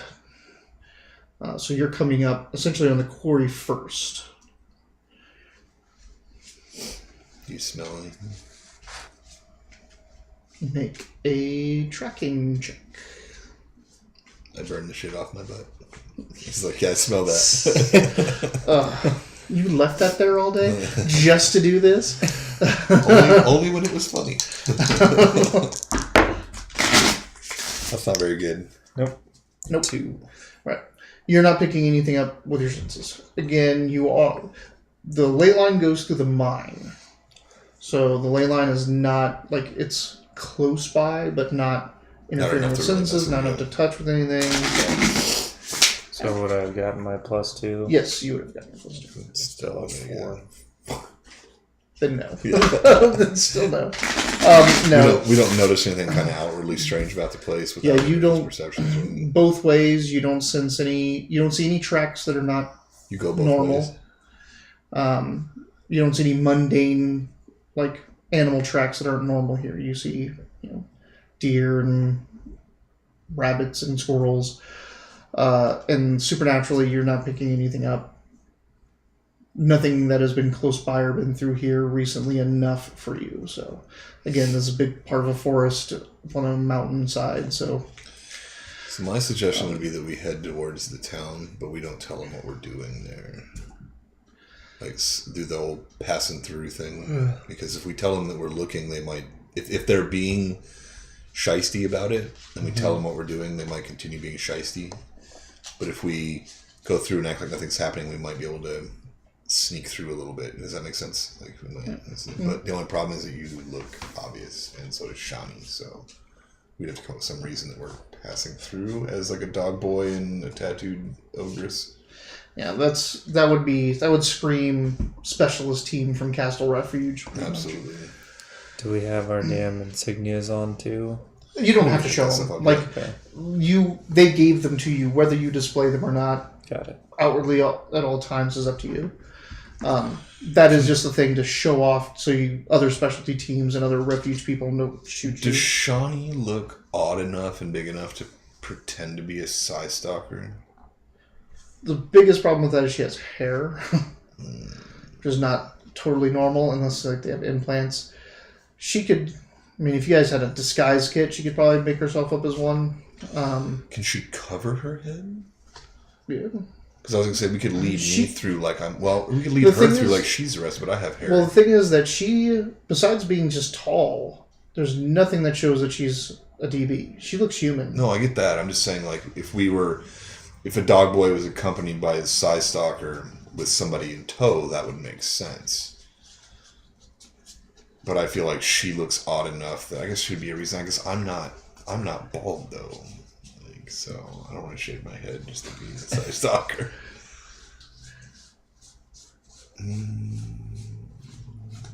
What do you think? How do you want to go through about this? So, and that's just my plan. We don't have to go down there and act like we're not. We can walk around and tell them exactly what we're doing if you want. I don't mind either way. And a couple my suggestion. Things like you've just kind of like come up into the area. Mm-hmm. So to go around to the town, you have a couple options. But one thing is you haven't gone up to the quarry itself and really like taken a look around the lake and what's going on with it, seeing if it's still being active or used. But you can like go up to it and see what's going on. You know that on this side, even though the town's on the other side and a lot of the processing and all that, they still should have something on this side, like where they can store and all that stuff, or where they're pumping if they need to get it keep the water levels low, or whatever they're doing. It's late anyway. Let's just do that. Let's explore the quarry tonight, and we'll deal with the people tomorrow if we need to. So there's also a carved, essentially, ledge against the mountain side, like on the inside of the quarry that goes around, so that you can get to the top up there where you're looking down and working on the quarry. That would also go down to where, the processing areas and all that stuff, and then the town. So that's one way to go about it, is if you want to go check on the quarry's activities. And then the last one is just to go around the bottom of the lake, the start of the quarry, over to where the town is. I just start at the top and work our way down. Because we can at least observe from the top. If anything looks fishy, we know what we're looking for at that point. If the quarry is still active, which it's supposed to be, just not super active, you'll run into workers and things like that up there. Makes sense. So let's do that first. So you want to head up, kind of start heading up to the top, but check out the quarry itself and all that jazz. Mm-hmm.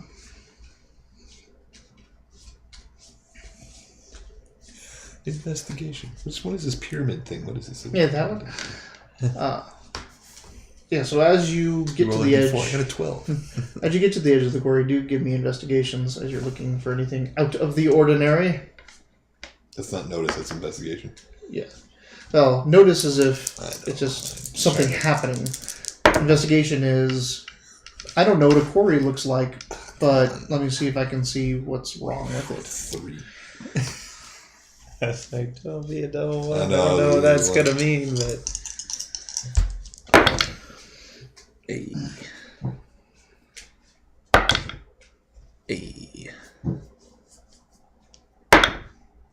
Right. 14 plus 2.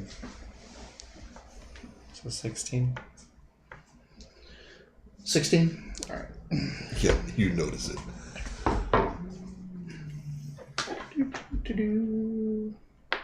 It's like you literally step on. Yeah. You identify a small outcropping of rocks that matches an unknown constellation, and this day creates a temporal disturbance that allows you to gain 50 permanent armor points. Sounds good. Yeah. It's called Starmer.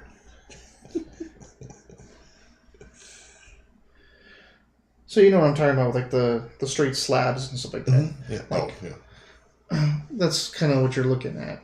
Like they slice and slice and slice and cut out all that stuff. And then at the bottom of all that is a lake. Actually, they drill and pop. Yeah. And push. So I mean, there's just tiers of this going up the mountain, tons and tons, and you see where in each one of those plateaus is enough to drive tractors and trucks and get all the stuff through and in and out until they get to the next level, next level, next level. There's old shacks and buildings built on different levels as they moved it up and had to deal with people running the places. But one thing you start noticing that's weird is that several places it looks like they cored out caves into the mountain at various levels. There's about a dozen of them going up the side of this mountainside quarry, are fairly large, like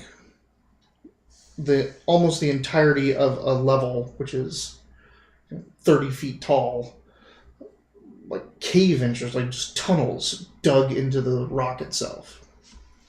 Scientific. I don't like when I'm just nervous when I look at those holes in the colony. It would also explain why there aren't any broadkill here. Scientific are running them off, but it wouldn't make any sense why the towns wouldn't be reporting it. So those are my initial thoughts. My next thing would be let's dig around in one of those holes, obviously. Yeah. Plus you're a dog, so that's like the first thing you thought of. I gotta get that hole.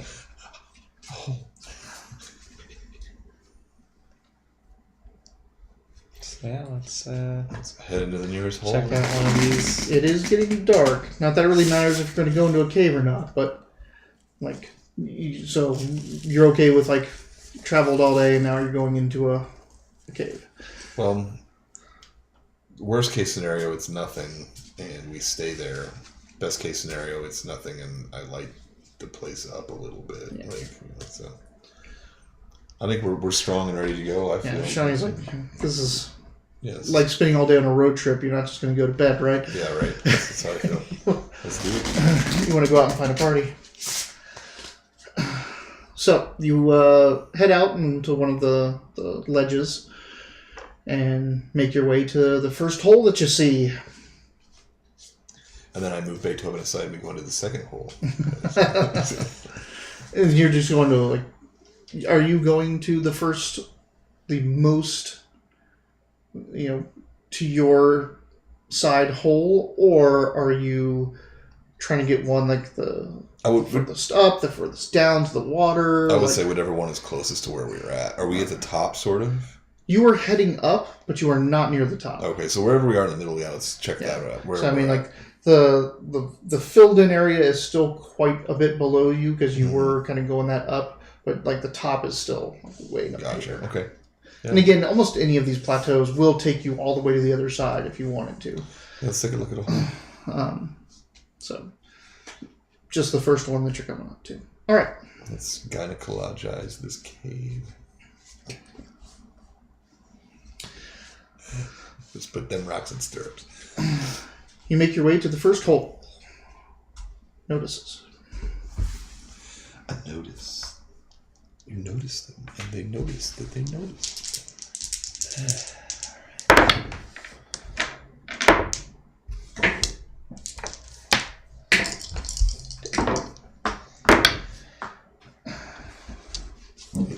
11.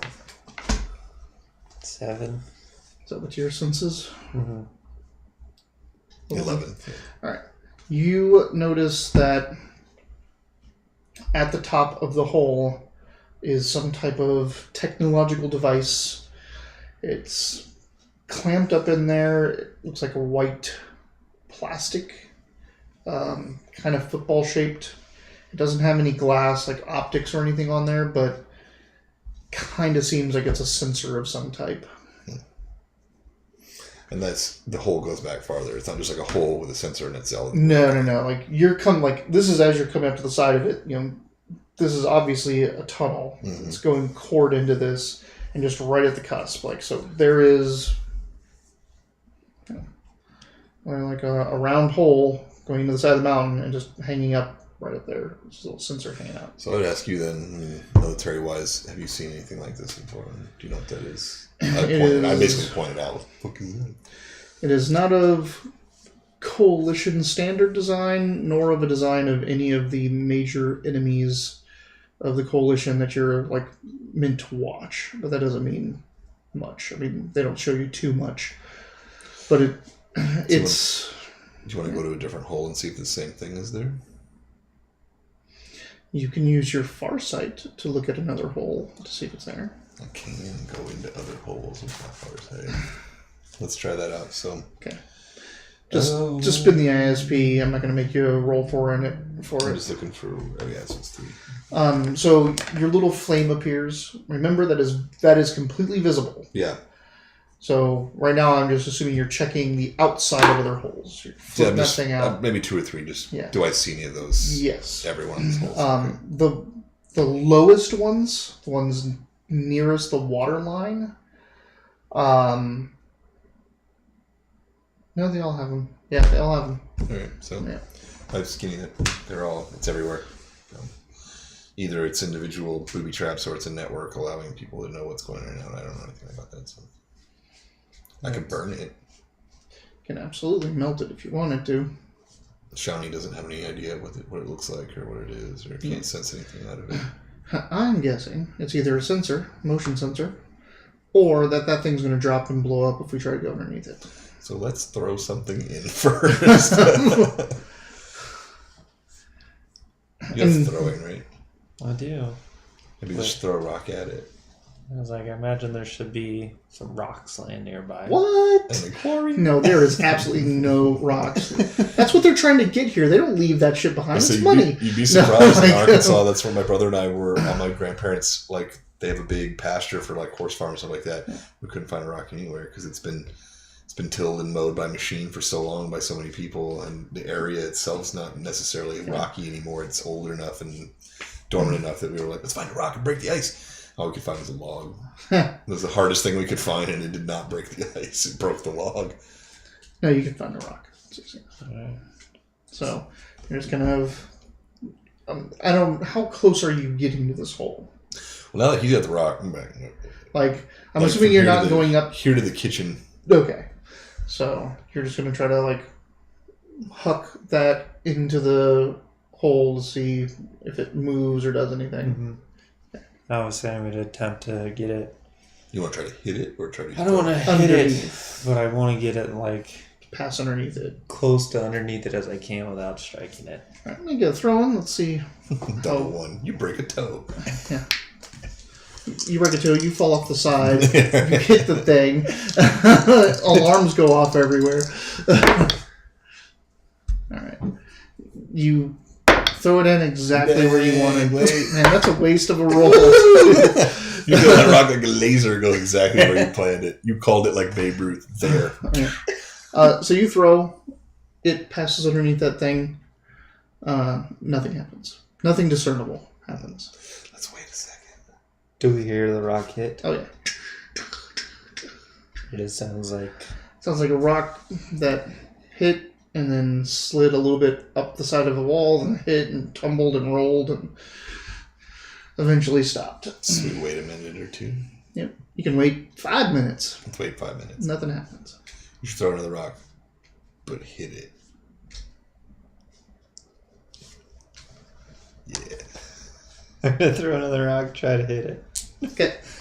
It's That's not as good. a 5. That's good enough to hit this thing. Like, you hit it, it's roll damage, strength plus d6. Roll of damage. Yeah, honestly, like, it's a solid thing, but I'm like, I just need to see. Strength plus d6. 2. 4. It's a damage roll, so You it's scratch the rock. your strength's only d8? I thought it was a d10. No, my agility is a d10. Okay. So, you huck that thing. If I ever level, I'll It probably increase my strength. smashes into it, or, hits it. The thing seems pretty solid up there, like it didn't wobble or anything like that. It hits that, you see it jerk a little, and the thing falls down. There's no dent in it. Obviously, it's either some type of like really hard plastic or a metal. He just fell off and landed on the ground. The rock just hit and fell as normal as you would think. How many more rocks do you want me to throw? Now that I know you can roll damage against it. I don't know. I guess I could heat it up a little bit. Nothing crazy. Cause some warmth around it. Okay. A little flurry real quick. You just start heating up the temperature around it. Like how hot are you going with this thing? Like you trying to like if it was like, say if it was a sensor and it's 80 degrees outside, we'd be looking for body temperature, so like 150 degrees. So add whatever the ambient temperature is, add 50 degrees to it. Just a little. Just to keep it heated up. Nothing that's going to burn it up or even hurt the paint, really. Shani suggested, like, hey, if you can heat it up enough to destroy the circuitry. I'm always down for burning it. All right, let's burn it. Like, you don't leave the shell intact, but just enough to damage if there were electronics inside. Yeah, let's do it. Let's triple that then. Make an engineering check. I haven't had to do that yet. Yep. Hey. Yeah, you got this. So you're like, 16. You're like, okay, well, silicone melts at this point. If the wires had plastic around it, if they're made of copper, if they're made of gold, like, you know exactly how it's hot a scene from A Beautiful Mind. things. Like, You're like, burns. Oh, we're not wasting all these fucking good rolls. Right. So you Combat's just gonna be like 0. Like, how'd you roll 0? Laying on its edge. So you start heating that up. You get it nice and hot. Like, it doesn't seem so on the outside, but if there's any contemporary normal electronics in there, they're gone. They're melted. Well, we've already told everybody we're here anyway, and we've destroyed any more. Checking them as we'll go in. We're gonna keep messing You're around gonna with wait this 5 thing. minutes? Yeah, let's wait 5 minutes. Wait 5 minutes. We're gonna mess with this thing for like an hour, and it's gonna be nothing. How'd y'all destroy our art installation? Those light up on New Year's Eve, and the children love it. You destroyed the one that projects a hologram of Santa Claus. The Santa cave is ruined. We go in, it's a bunch of burned up presents that I nuked. Okay. That was my bicycle. So you had it. Yeah, so nothing came of that 5 minutes. Mm-hmm. Yeah, so I'm down for, that's what we're here for. That's what we're taking. Let's go in. All right. So you head over to the edge and take a look in, I assume. Looking down, this tunnel goes straight back for further than you can see into darkness. I flame on. I was gonna say, you want to flame on so you can be. It goes further in than your light illuminates, and it seems to go straight. Like it's not deviating from course. There's not another thing going on here. Does it look like the walls are machined? Yes. Okay. Make an engineering roll again. From that thing hanging up there, there is a metal cowling or tube going down the center of the hole. And this is a round hole cored in. It just happens to be that the bottom of the round is at the bottom. So you're going to be walking in a completely round tunnel. It's not a... There's no walkway in the bottom, like we're walking in a tube. You're walking in a tube. Yeah, Gotcha. This thing, it looks like something just... They brought something here that just cored or drilled this out perfectly to the drill size. You can even see, like, even with the 2 engineering, you can see, like, the very faint spiral Tooling lines, marks, the tooling marks along the edges. Let's continue onward. But the only thing really accompanying you down this is that white ribbing that's probably containing whatever wires or what have you power that thing. Yeah. Okay. So you're walking down this, and again, like, this thing is 30 feet tall. It goes straight back. You guys walked for like 5 minutes down this thing. There's no end in sight of any kind. Not yet. Not yet. Make me notices.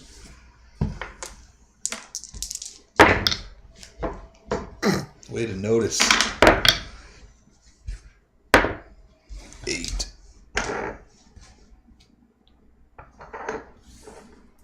Did you double 1? I did double 1. You double wand? All right. Dude. I think it's always somebody's fault when that happens. That's your fucking fault. And I'm guessing my +2 doesn't affect it because it's No, double failure, 1. yeah. So it's just... No. So you hear something come from where you came from. You think you've heard not just clattering, but like multiple movements coming towards you from that, like that, not coming towards you, but multiple movements coming from where you've been. So you think something has come to the mouth of the opening and is now there.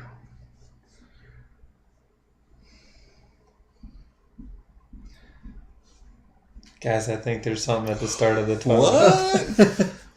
So I guess on his command we would probably turn around. Yeah. I didn't hear anything. Sure. I'm pretty sure. All right. So you guys are looking back the way you came. You gonna wait? Yeah, I think it would be another waiting. How long? 5 minutes is probably plenty because if they're chasing us, they would already be up on us. 4 of That diamonds. sounds like the right way to do it. Yep, that sounds how it starts. Jack of clubs and ace of spades. The ace of spades. The ace of spades. Shani got to the 8 of clubs. Not very good. Double mine. Joker.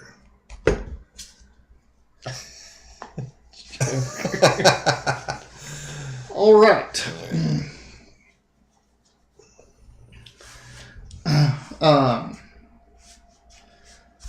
You're like talking amongst yourselves. You're looking that way. What did you hear? This and that. Clattering. This and that. Then you guys think that you do hear something moving down that way. Entrance or backwards? From the entrance.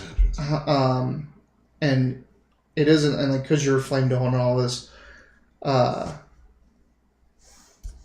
it isn't until way too late when the series of fire comes from behind you to shoot you. I was like, fire, I can handle that. Oh, Not firing from a weapon. firing Damn it, of I can't handle that at all. Yeah. Oh no, that I can't handle that at all. Unless it's lasers. Yeah. I don't know, my armor's pretty strong. So this firing is actually coming from Behind you. like deeper into the tunnel. Yep. The Basically, echoes. your lack of skill caused an issue for the other team. Because of the surroundings and what's going on,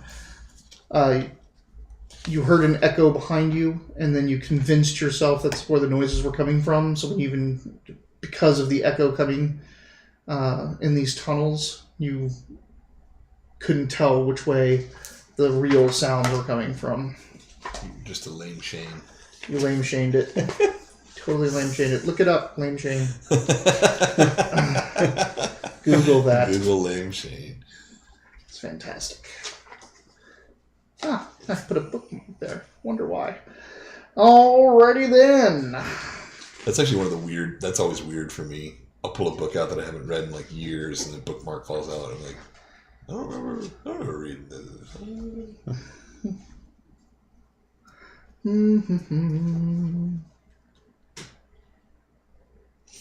My James Clavell books, I take pieces from the covers and I make laminated bookmarks from them.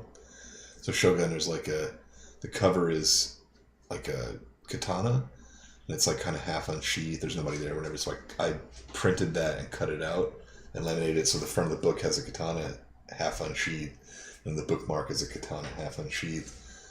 And then like on like Taipei, it's junks on the front, like old Chinese fishing boats.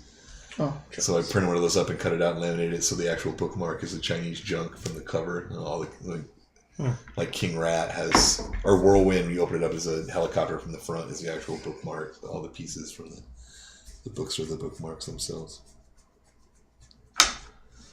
Except for Shogun, I gave my mom the book, but accidentally worded it where I said, "This is, you can have this book," kind of. And I was like, "Oh wait, enjoy it."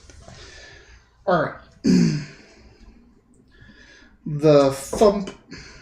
It's weird, like air escaping or coming in suddenly thumping sound from behind you, followed by a kind of a keening electrical wail, which you guys know from way too many things experience. This is a railgun going off, multiple shots, so it's an auto fire railgun, which is very bad. Well, luckily we're in a tube with lots of cover. Right? Big, barren, open tube. So, I need a D6. 1, 2, 3, 4, 5, 6. Actually, use the big one. 1, 2, 3, 4, 5, 6. 1. That's me. 1, 2, 3, 4, 5, 6. So you're the two lucky people that are getting shot. Oh, and I should say at this point, since you armored up, Shani also armored up. So she was armored up coming down here. But, I guess I should get the damage. Ouchie. Railguns don't count as lasers. No, they do not. They do produce a lot of heat, but that's after they tear you apart with an impact of a... Oh, so I'll be okay once it shreds my ribs. The heat part won't bother me. At least it didn't burn me. This is AP 6. So what's your... I'm 11. You're 11, but how much of that is armor? 6. So all of it's gone? So yeah. I was hoping it would say 5 and only can take 5 away from you. 7, 8, 9, 10, 11, 12. So 5 to 9 is 1 wound. 9 to 10, 10 to 11. Only 1 wound. That's only 1 wound? Again, AP 6. How much of yours is armor? 5. Okay, so I only take away 5, so you still have 6 toughness. Mm-hmm. 8. So you are just shaken.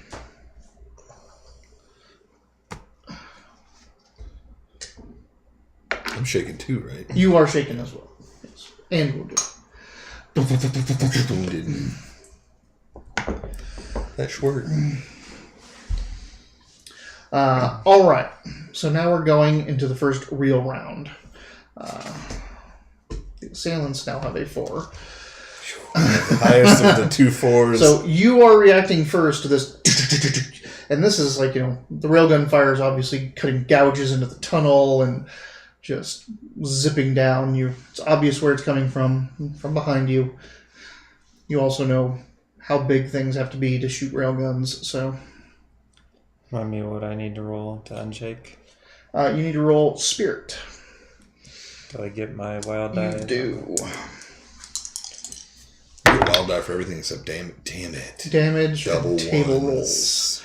rolls. Are you going to spend up double ones? Double ones. To recover from shaken. What happens from that? I think you take a wound. Really? A special rule for fucking it up that bad? So remember that time when I threw rocks really well? Well, you say one of the boxes in Pandemic is like you can't open it unless you fail 4 months in a row, and I can only imagine what's in that fucking box. That's like what's happened right here. We have to go into special rules. Like what happens when you try to recover from a shaken and you double one. Right? I have never seen that. Hey, man of firsts. Yeah, right. Groundbreaking. Here's the Pathfinder. Let's see how far down we can get. All right.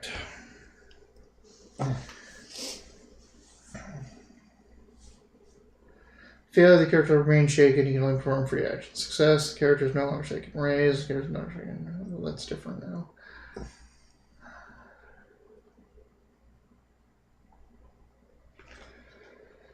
Wow. It's like, see original core workbook. That player just eliminated from the game. That's how a lot of stuff is in End of the World. It's like, failed this, try that. Failed that, you're done. Like, it just is like, you die. Because when you can cling to life, when you get those 9 stress bars filled, but that has something attached to it too. And if you try to cling to life and you fail, you die also. Like, so it's like your last resort kind of thing. All right. Well,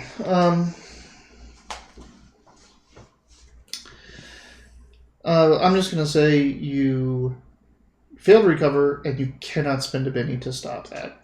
So you cannot spend a penny to recover from shaking this round.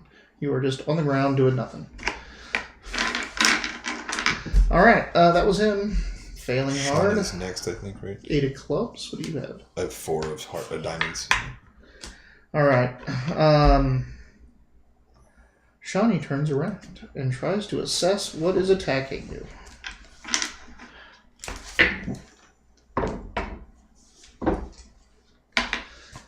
She yells out, "We found the gargoyles."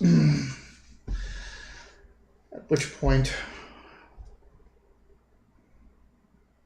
there's no cover. There's this thing. no cover. I know, that's Like, the worst part. Has a rail gun.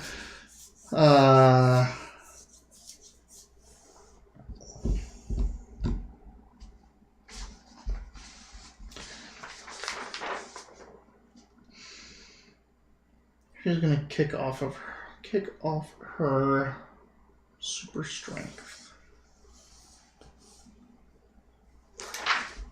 because she's gonna have to run and probably pick somebody up, or she's gonna have to charge this thing and go melee. As of right now, she's probably dragging my ass out. Pick up.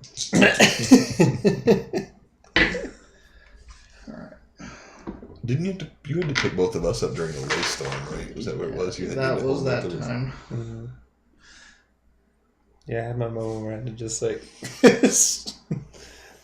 Well, I just spent 2 rounds holding onto trees, so... It was like the first effect was, you can't spend ISP or have any magic. I'm like, oh yeah, I'm just a person now. Alright, so she successfully does that, so she's fairly strong right now. Alright, so for me, because we're in a tube, I'm assuming that airflow is coming in, not out. It could be going both ways, but you would assume yes. Well, I was gonna say, if I can force fire that way, I can create that kind of vacuum. So I want to try to attempt everything burns. I just want to set a tube of fire that way. Would that be burst, or would that be everything burns? I want to see if you're still shaking or not. Yeah, we gotta see that. Spirit, right? Spirit. Because what if your plan is it might not work if you're It's true. also stuck on the ground like me. Spirit. Hey.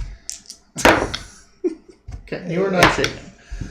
So let me tell you, first off, make a nose check to see if you can understand what you're looking at. Besides what Shani said. 4. So you turn around. What you see down the tunnel at the edge of your light is a light pointed at you. Mm-hmm. It's pretty bright, but I mean, from where you're standing, it wasn't going to illuminate anything because you're on fire. It wasn't going to illuminate anything more. It's pretty far down there. Gotcha. That light is not magical. It is technological in some way. The thumps and report of the muzzle fire from the railgun is coming underneath that light. There is a shape behind that light which seems like it's kind of gleaming a little bit, but it's large. I actually have a better idea. Because I'm still my turn, right? Yep. Yeah, so You can do something. I am going to obscure the area deeper into the tunnel. Okay. Yes. It's been a while since you've obscured everything. I haven't obscured the area in a while. We've missed it. All right, let's do an obscure area. So you're trying to obscure, like, on top of it? No, basically, like, I'm just between covering you our and retreat. I'm dumping a bunch of ash and heat into the tube so we can retreat. Because we have no cover. Like, even if we succeed in whatever we do, the next round is still auto railgun with no cover, and you're still laying on the ground licking your nuts or whatever. So. Licking your nuts. Smarts. -1 because of my wound, right? -1 because of your 8.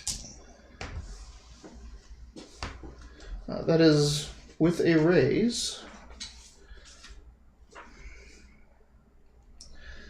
Do-do-do-do.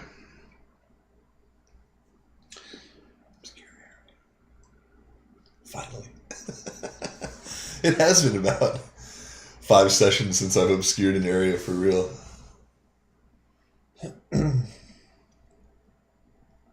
All I could think of was, like, one, I don't know how far away it is, but I was just like, you're, like, burst in this tiny space. I was like, there's only one way for it to go.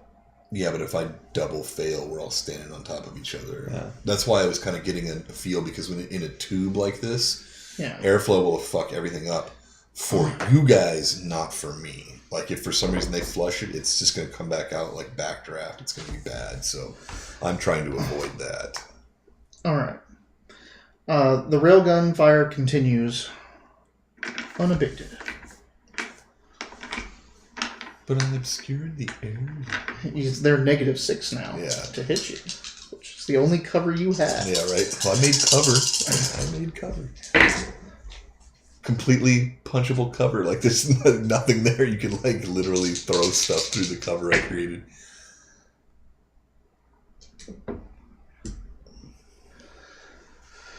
Hmm. 11 -6 is 5. -2 is 3. So the tunnel's just getting chunked up. Like, there's now a lot of powder and stuff like that in this. This is the rugged part. He's obscuring the area. It was just eating up all the rock along the walls and stuff here.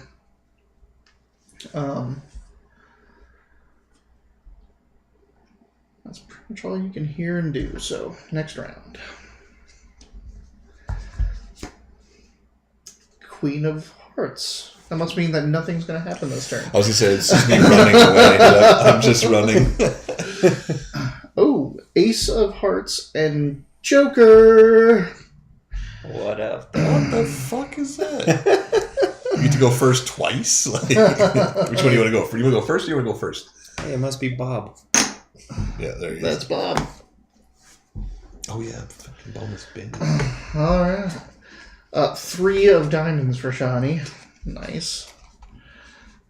And the gargoyles got a 5 of hearts. Gargoyle or Ulz? That faction side has a 5 of hearts. So you don't... Is our plan just to run at this point? I've obscured the area, so any attacks you guys want to make into the tube are also going to be at a pretty heavy negative because I made it pretty thick. So yeah. It might be time to retreat. Because the worst case scenario right now, we're standing in a tube where we have enemies on one side. If we get enemies on the other side, we're 100% fucked. So you got to unshake first. This is true. You're on the ground like I do get a +2. You do get a +2. As long as I don't double one. Yeah. You're on the ground dreaming about hot dogs rolling in the dirt.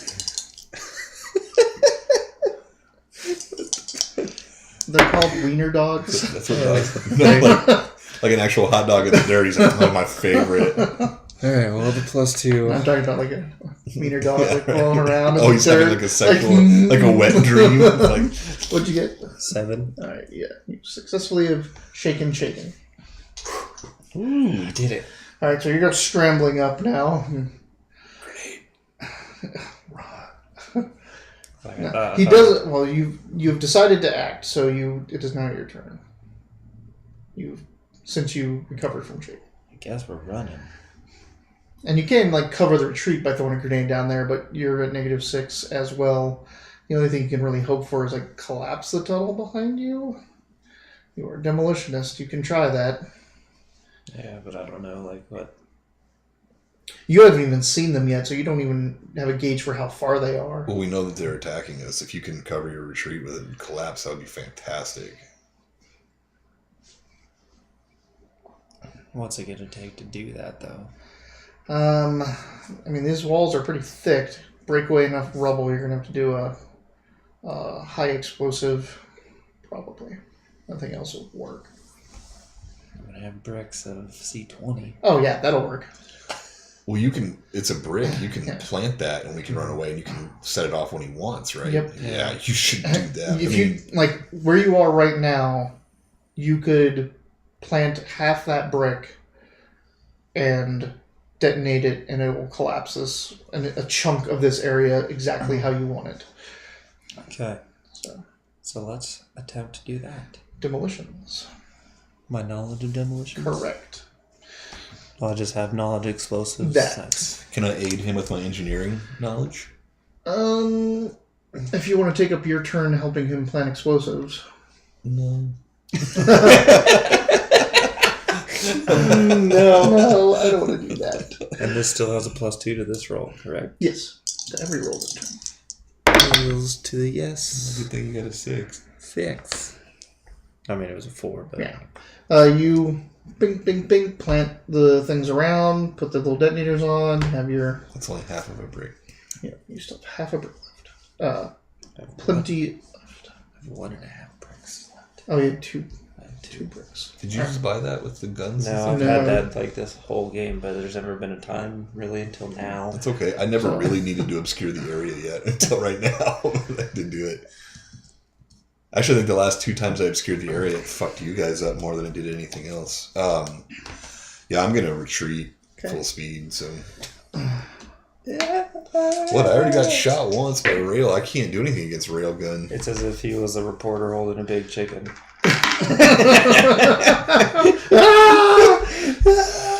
Suck it up. It's just a chicken. I love the cameraman laugh in the background. Like you hear the guy laughing. More railgun fire comes down the way. This is where he misses and accidentally hits the brick of C20 and we blow up. No. They miss everything.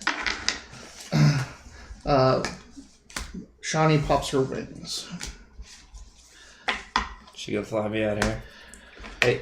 Depends. She's already got the strength on. She got that's what she needs to pick me up. 9 of diamonds. Diamonds. Is that Mumra? No, it's Lord Dunscan or something. Dunskanon. It's the guy that runs the True Federation of Magic. Gotcha. He looks like Mumra. You got a straight flush, the Queen and King of diamonds. You got a 2-card straight flush. Good job. All right. I mean, if you only draw 2 cards, it's true. Yeah. Shani has a 6 of diamonds. Oh, this is Lord Dunscan. I don't know who that is. It might be the same person. But no, this guy looks like Mumra. This is Mumra. Yeah, this is seriously Mumra. Yeah, I saw that. Okay. But, I mean, that could be the same guy, just in whatever. He looks like what's his name? What's the bad guy from Conan? The 2 snakes facing each other. It's James Earl Jones. Right. 3 of spades. He's looking for the riddle of steel, and his name is. No, Crom wants to know the riddle of steel. I think his god. Well, no. James Earl Jones attacks their tribe because he thinks they have the riddle of steel. Yeah. But then at the end, he breaks. Mm-hmm. What is that guy's name? It's stronger than steel. He said when he told the person to jump off the wall. What's James Earl Jones' character's name? I'll look it up. Yeah, Anyway, I think it's something we have to look up now. All right, you're going first, I believe. So. Well, I got my Haberbrick sealed. I've clearly told them what the plan is. He's already down the tunnel, so he's chicken down the tunnel. I guess I would follow suit. And the sound of the railgun seems like it's getting closer, so it sounds like the thing is advancing while it's shooting. You don't know how soon it's going to get through the obscure, but Thulsa Doom. Thulsa Doom. I can't believe I couldn't think of that. It makes me mad. All right, so you're running, leaving Shani where she lie. She's got her wings out and stuff. She does, yeah. I mean, she can probably fly quicker than I can run. They got you, by the way. I just want to let you know. Hopefully that's not a sign. All right. What do you have? 9? Yeah, no. 8? Yeah, 9 of diamonds. 9, yeah. You're next. So I was running last round. Did I make it out, or do I have to continue running? No, you have to continue running. Okay, I continue running. So. I'm scared here. She is going to fly and try to pick you up. Just on the way out. No, you. You're first. Yeah, he's been running for 2. Yeah, I'm 2 turns ahead, or a turn ahead of you from running. I'm like, yeah. She grabs you. Grabs you by the collar, by the scruff of the neck. You know, no. Grabs you by shoulder pauldron essentially, and just picks you up and starts flying. The railgun continues to fire.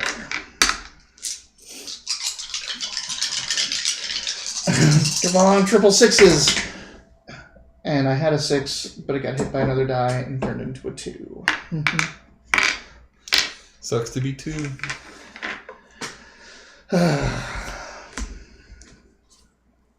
2 of damn it. I mean, something's going to happen this turn. Sucks to be 2.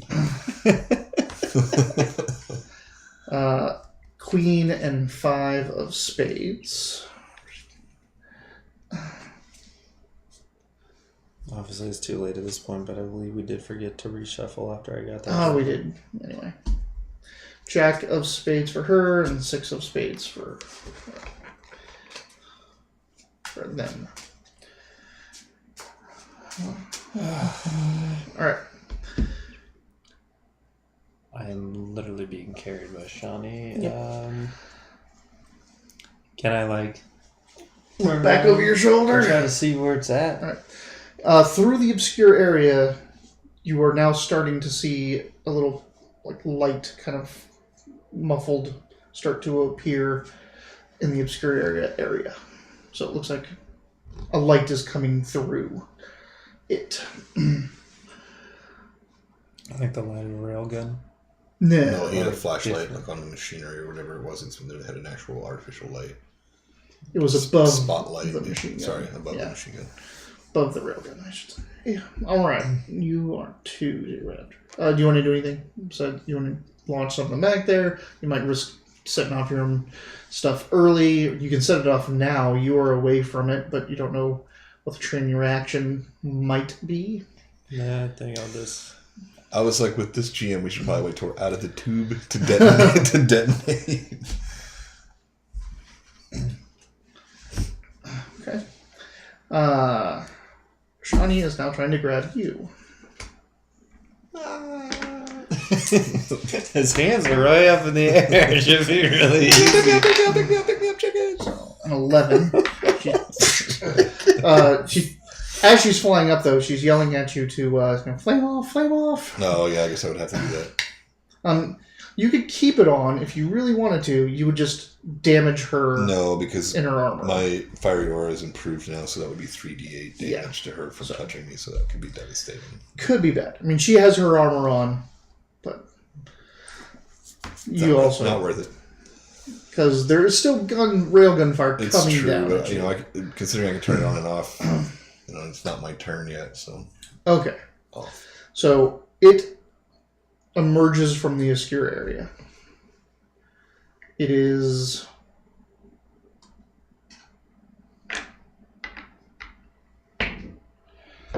emerging from the obscure area. You're looking back. You're seeing it. It now is going to have a clean line of fire on you guys. You didn't take an action this turn. Like, you essentially are in a hold if you want to detonate now. How close are we to being out of the tube? Well, he was saying we're safe from the detonation, but we have to be. I mean, yeah, you're right. You're almost there. I was like, we only spent 3 at the turns beginning. going in, At the beginning, you spent a while walking in. I thought we spent minutes. 3. Oh, I guess what you're saying. Yeah. That's what you're saying. Yeah, So. but you are at the beginning of next turn. You're going to be exiting the tunnel. Do it. I think I should do it. Okay. Make an agility test to see if you can get it before any bullets come through. Is that agility plus the wild die? Yes. Always. Perfect. No, use your good luck. But it's only a D8. Oh. This is D10. I mean, I got an 8. 8's pretty good. A hit with a raise, so that's enough. So I was going to do, if you've got a success, half the shots have gone through. If raise, no shots go through. So No shots go. whole tunnel shakes. You see, there's the light, there's the report from the rail gun as it's like starting to step through, and you're just seeing it come out. The detonations go off, rubble collapses down on it, and it swallows it up, and you just hear the dunk, dunk, dunk, dunk, dunk, dunk of rail guns hitting rock before it winds down. And you Ball. fly out of the tunnel. Over the... You guys have seen Archer, right? Mm-hmm. Okay. I don't know what you're referring to. Flying out over the steps and the lake of the quarry.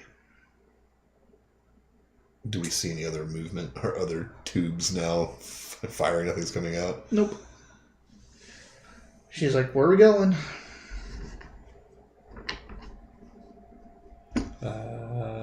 Part of me wants to investigate the quarry, but at least nothing's following us, so we can at least make note that, the gargoyles that you're afraid of are in the tubes.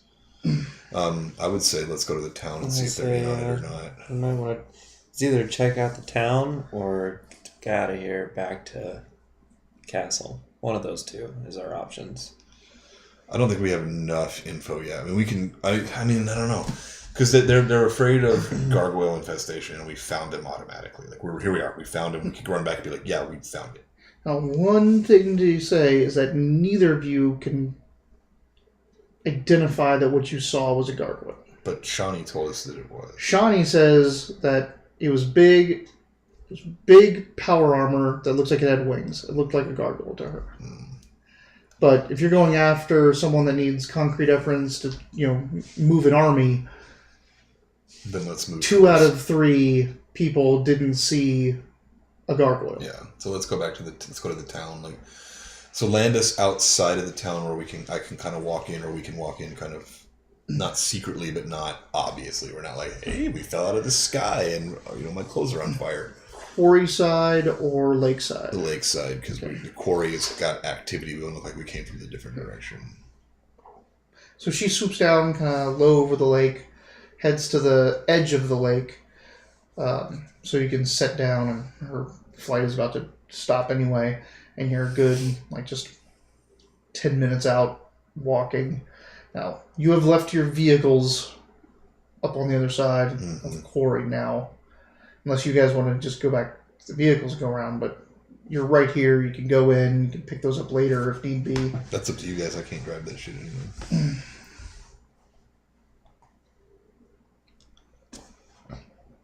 They're kind of safe where they are because you didn't take them out onto the steps.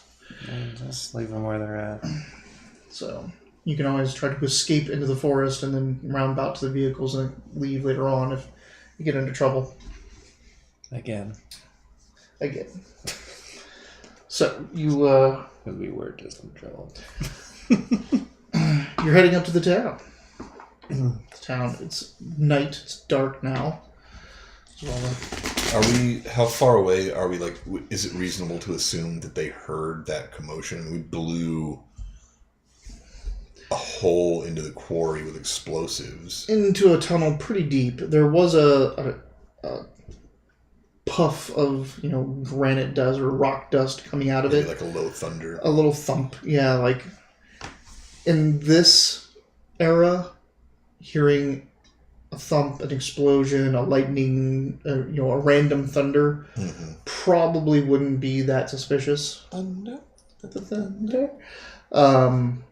They may have heard it. They may have been raised, alerted to it. Mm-hmm. They may not. Gotcha. They may not care. They may not have heard it. They may not have known what it was, or they may think that it just isn't related to them. So how do you want to go into the town? Do you want to do it what we were planning initially? We're kind of making it look stealthy, or do you, now that we've seen that there's stuff going on up there, do you just want to walk in and be like, what the fuck was that? Or a little bit of both. Like walk in, but don't question. I mean, I would say, I don't know. It being dark might be a little bit to our advantage. Because not as many eyes will clearly see. So you're expecting, like, yeah, gotcha. So you just want to approach then, because it's kind of nighttime. No one's going to be out in force looking for Dog Boy. If anything, I would say, like, our first thing we're going to do, we're not trying to go and be like, hey, we just got shot at up here in these fucking holes. What the fuck is that? Like, we're not going to be questioning. We're just like, we're travelers. So you want to, like, look for lodging when we go?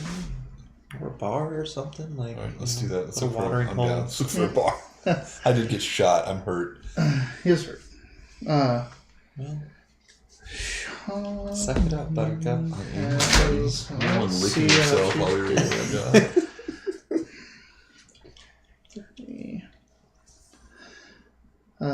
Because if these people are doing something fishy, like you believe, we don't just go in there and start asking questions.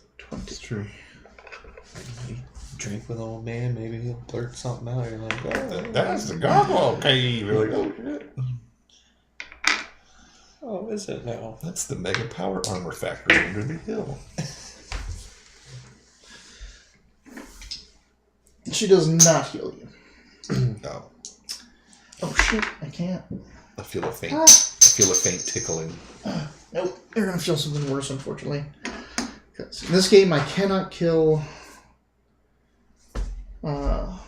critical failures with a bit. Oh, that's right. You critical failure on a critical heal? fail on a heal for you. You reopen my wound. I'm pretty sure it's gonna wound you more.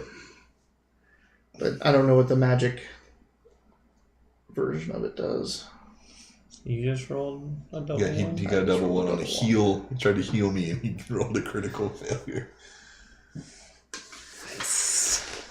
Ooh. At least I'm not alone in failing tonight.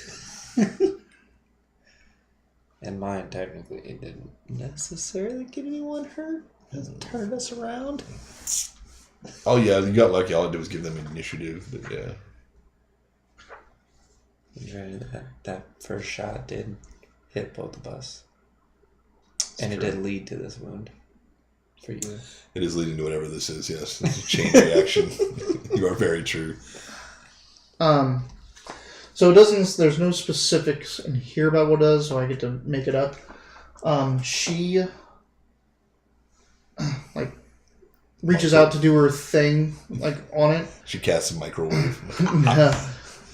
You see all of her tattoos, even the one underneath the cover, kind of flash for a second and glow, and then they kind of darken, and she just crumples to the ground, screaming in pain. But it doesn't hurt me. It doesn't hurt you. All right. And you're like, I'm fine. She looks like she just hurt herself all over. I was hoping you were going to say something so she forgets that her strength is still on and crushes her. Crushes you. Ah! That would have been pretty good. Breaks your arm or leg wherever you're shot. She forgets that her chains are still broken. Crunches my wrist. I'm like, oh, son of a bitch. Right where there's a bullet hole. I'm like, that looks bad. Ah! That's really bad. Where's the bullet between those bone fragments? We'll see what happened. Like, your armor melted enough of it coming in, but that thing hit you and, like, took you off your side and spun you. So you already have, like, a massive bruise here, and you're pretty sure your rib is cracked. So, like, you're just, like, kind of like... right here. Just bruised a rib once in real life. It's terrible. It's painful. But she's on the ground now, like, writhing in agony. I got you. Obscure area. This is embarrassing. I don't want to see anyone to see this. Embarrassing! You made me ink. So, what are you doing with that? I mean, I guess... It's my turn now? No, it's not. Dude, no, this is from... there's no action anymore.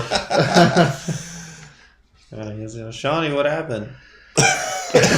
Dude, like, hey. I don't... Kick, what are you doing out here? Hey, Kick, get up. When did you get out of here? What are you doing out here? Oh, Charisma -2. I guess I'll run over to her aid, see if there's anything we can do.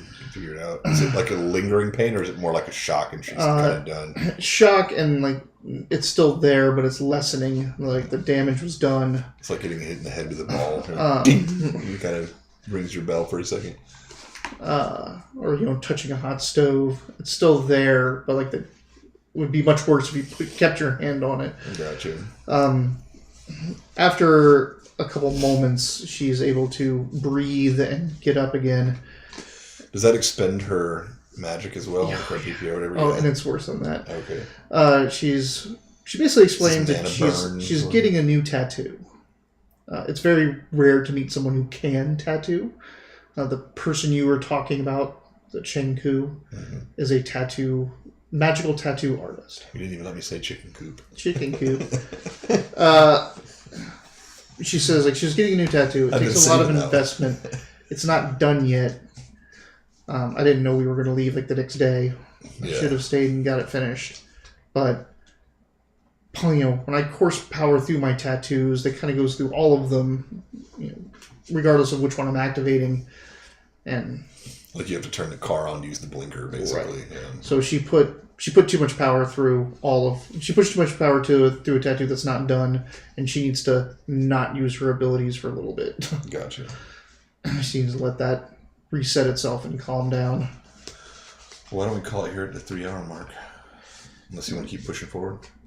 You can get into the town to see what's up. Let's finish getting you into town. Yeah. All right. And then we'll I'm not trying to, like, kill her or anything. Oh, no, that's fine. Like, we're in combat, we're all hurt. I'm like, let's take a little break. We're all hurt. You're hurt. She can't use her magic. Yeah. Which is bad. You're fine. Good. Your balls are super clean from when you were sitting in the tube not doing anything. Fuck yeah. So, you're heading up towards the town. The town has walls. I mean, it's stone, most of it. It's nice. But she's not hampered. She can walk around. She can walk, but she's like, you can tell she's kind of shook, and she's also, she looks like she doesn't notice because she's native to Charisma, but she looks like, you've always seen her fairly confident going into this situation. She does not look confident. Gotcha. She looks like she's frail. Like, she looks like she's worried. She's never not had her tattoo magic going. Your beard is weird. Right. By the way, like, having her tattoos makes her a MDC creature. Like, so she can take railgun hits herself without just turning into splotches. Yeah. Just naturally. I mean, she doesn't have a lot of armor because of it, but she's still tougher. And she seems less tough now. Gotcha. Because that magic it isn't just that the magic can't, it's not just she can't cast spells. She doesn't have her magic right now. Gotcha. All right, so now we have reason to approach the town because we're hurt. So we can look like we're looking for help if you want. Or we can just stagger in and look for the bar and just be in disarray. When we approach, do you want me to talk? Be like, hey, we're looking to pass through, we're looking for work, or we're looking for a place to stay. We'll probably pass through, but we need supplies and maybe to talk to a doctor or something like that. Yeah. So you're approaching the gates? we'll approach the gates, and basically we're going to try to tell them that we're looking for resupply, basically. So as you get close to the gates, motion-activated lights, spotlights, come on. At which point, through one of the little viewports out of the tower, you're don't come any further. You should turn around. Why? We don't normally get people after dark. We've been stumbling through the woods for a while. One of us is hurt. Me, I'm hurt. I'm a little hurt. We could really use some doctor and maybe some rest.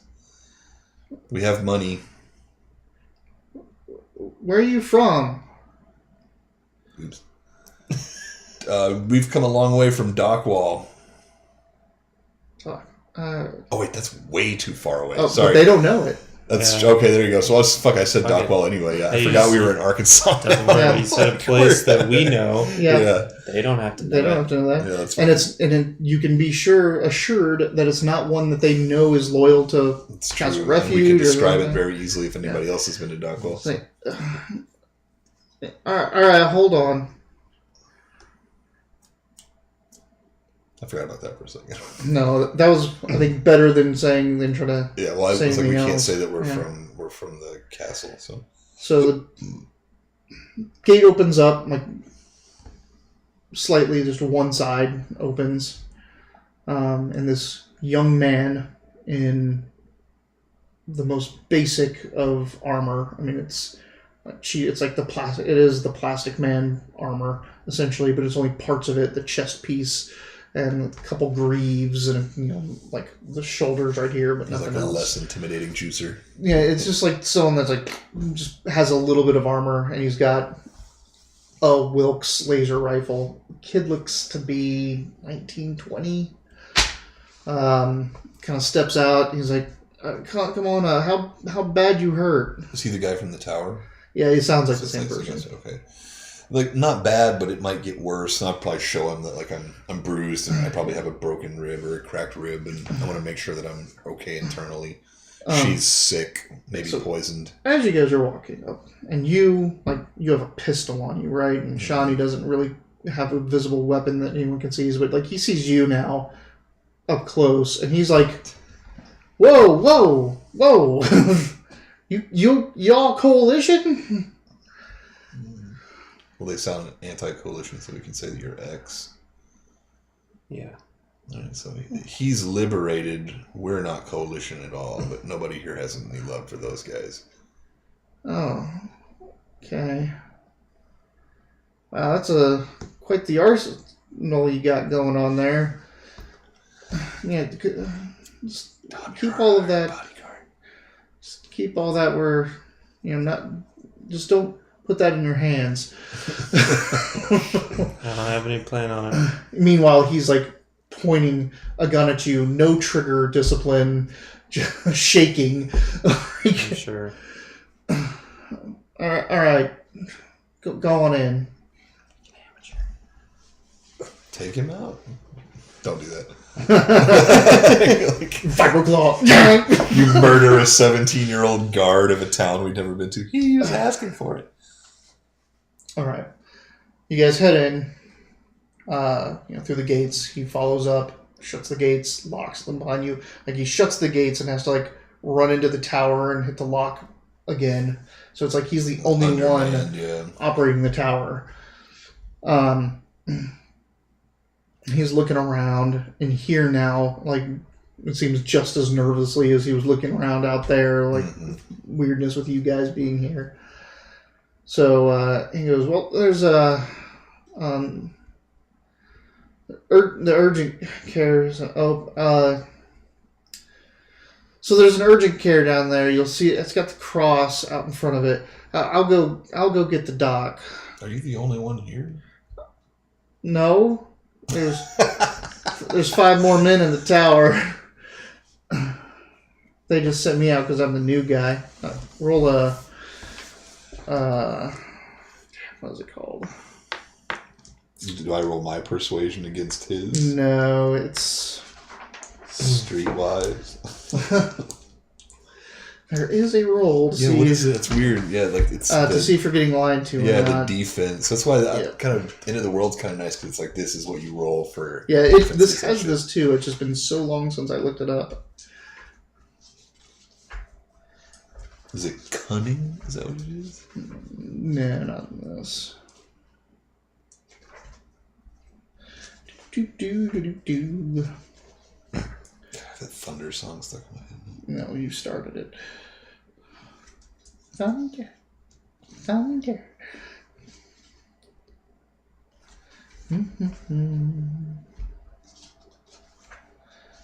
Come on, testicles. Where is it? There it is. That's not exactly what I was looking for.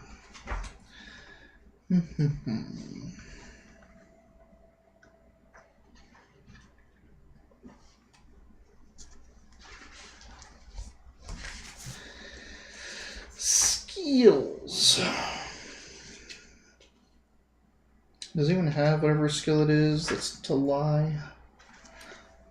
Is it guile? All I have sonic fighting, healing, knowledge, notice, persuasion, repair, stealth. No player characters 5 different attitudes.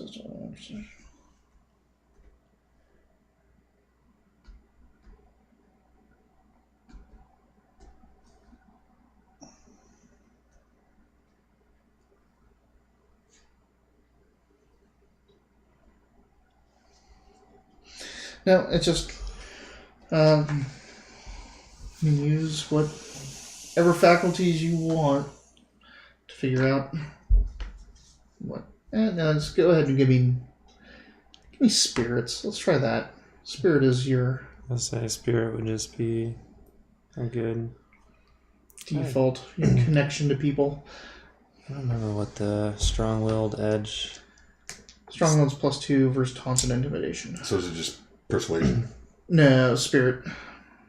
Oh, well, that's the same for me either way. I have 5. Here comes good old little woods. 5 also. Yeah, he's like, probably exaggerating because he doesn't want to, make you think he's alone, thinking that you might be bandits. Gotcha. So I just thought, hey, we're not trying to push you out. I don't care how many there are. You seem nervous, and I don't want to make that worse. Well, then you should just get on to the urgent care. Does it have an auto doc, or is it a physical doctor, like a person doctor? No, I gotta go get the doc. All right. So let's stumble over to the doctor. Even though we really don't really need it, but we could use some rest and see what's going on. And you can say that to him. You can tell him just, hey, you have a bar here. You want to say that. Place to sleep or whatever. Like, I'll be fine. Yeah, so we don't need to trouble the doctor till tomorrow. You got a bar around here we can hit? Lodge, cafe, anything. Oh, yeah. You go down to the end of the street, take a left, right before you get to the wall. You'll see it. Steaky Steak Finger Emporium. And Steak Sauce Brewery. A lot of these homes, they're stone foundations, wood slats, all that stuff. But a lot of them are on stilts or raised. Mm-hmm. Looks like, water levels here, obviously being this close to the lake, might differ throughout the years. So, what does the use look like? Does it look like it's mostly been abandoned for a while? Because it seems like it's kind of empty-ish now. Is that the feeling we're getting? That is the feeling you're getting. There's not many lights on. That's the feeling I'm getting, I should say. Let me investigate, just to see as you're walking through town. Yeah. And you were good at this earlier. I was good at this earlier. Watch me get good at it again. Look at that. 5. -2. Bam. 5 minus 2 is 3. Oh. Remember, if you're not skilled, it's D4 -2. -2. All right, 7 minus 9. No, that's right. You get +2, right? So that's 9. Does that keen senses count as a part of it? Well, investigation for this, I'll give the senses. You'll smell some stuff, hear some stuff, see extra stuff. So you're heading down the street. He decided not to follow you, so he's going back in the tower. Just gave you directions. Okay, I don't really want him following me with that rifle. That's why I was trying to calm him down and be like, listen, dude, so don't shoot us. You mention it, and you are, everyone then also notices this place doesn't look like it's full staff. There's buildup and dust and, not enough trash in places, old trash in others. This looks like it's partially abandoned. Were we told to expect it to be running normally? Like, does The Ozark Castle, or the Castle? Castle Refuge. Does Castle Refuge assume that everything is fine here? Is that the what we You got were when we not left? told it was a ghost town. You were told it's not in full production anymore. Gotcha. So it shouldn't look like this. Okay. You now having that brought to your attention are seeing recent signs of neglect. Like the grass isn't tall enough for a decade's worth of neglect. Like it had been getting cut or maintained more recently, and it's only recently stopped being maintained. You like look in the backyards or on windowsills, and you see like little gardens that aren't dust, that aren't just barren, that have wilted plants in them. So as of months ago, they were living, and now they are not. So this seems recently abandoned for a lot of it. You also see not a whole lot of lights on, except for the one down at the end, which is less stone, a lot more wood, cabinish looking. It overlooks the lake. Has a little mug of beer, sign outside. So lights are on there. It's not steakhouse like it's spelled in German. Yeah. Now, most places in Rift Earth use symbols because not everyone's literate. Gotcha. So. Yeah, not everyone is literate. Like me. As soon as you said that, I'm like, I'm sure it oh yeah, it does have to move, yeah. Ignorant. All right, let's go in. All right. You walk in, and it's empty. Besides one guy. One guy. Free beer, I guess. At the end of the bar, who's like just dead-eyed stared into his beer. He looks old.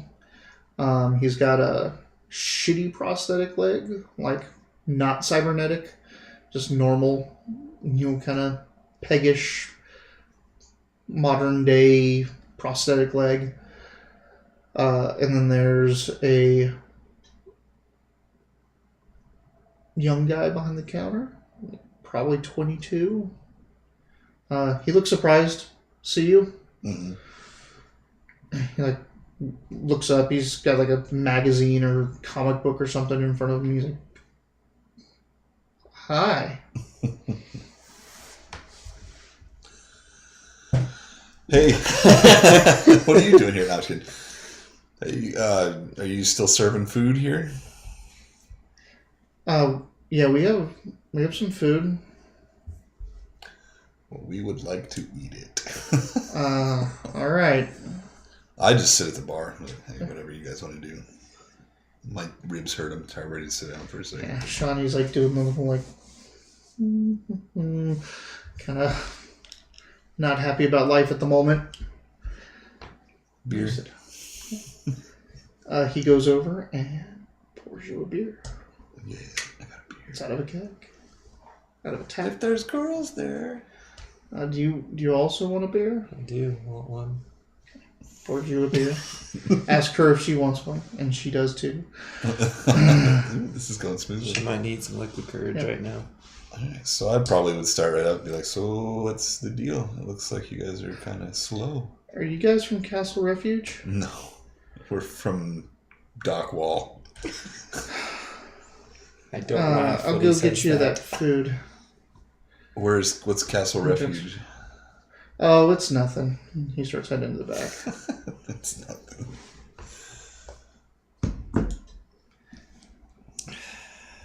Do you want to tell him we're from Castle Refuge? He No, asked directly about it, or do you want to just very told him no? I know, that's what I'm just saying, like, crap, this could have been one of those times where it's like... You're supposed to tell him, yeah? He might be the contact that, like, reports to them. Because they have to have someone there in contact with to get these reports, correct? Right. The person you're looking for is Foreman Tilly. No. So we could probably ask about, work. Is there a foreman around here for the quarry? Just get that word out there. Gotcha. All right. So he's gone in the back. Like, he didn't even ask you what you wanted, but he's gone in the back, and you hear things moving around and tins being opened up and clanked and stuff like that. It's going to be a good 10 minutes. You guys are like sitting out here on your own, drinking your beer, waiting for this guy to come back. Is there a peg leg dude here? Yep, he's just sitting there staring to his beer. He doesn't acknowledge us in any way. Yeah, so No. Old guy. Old guy, long gray beard, scraggly gray hair. Go get his leg. Scars. Yeah. I think you should talk to him. All right. I guess I'll take my beer and go sit next to the old guy. Okay. And I ask him how his day's been. Looks rough. Fuck off. That's no way to treat a guy who's about to buy you a beer. I don't buy my own beers. You don't buy? Wait, you don't buy your own beers? For ourselves. Oh, okay. Well, really, we were just looking for work. You know, if they're hiring around here at all? Yeah, they're hiring. Yeah? Or is there foreman around we can talk to? Yep, I'm sure he'll be finding you soon enough. Oh, okay. Well, you've been a lot of fun. I'll go sit with my friends. Fuck off. It's been a lot of fun. I returned to my seat.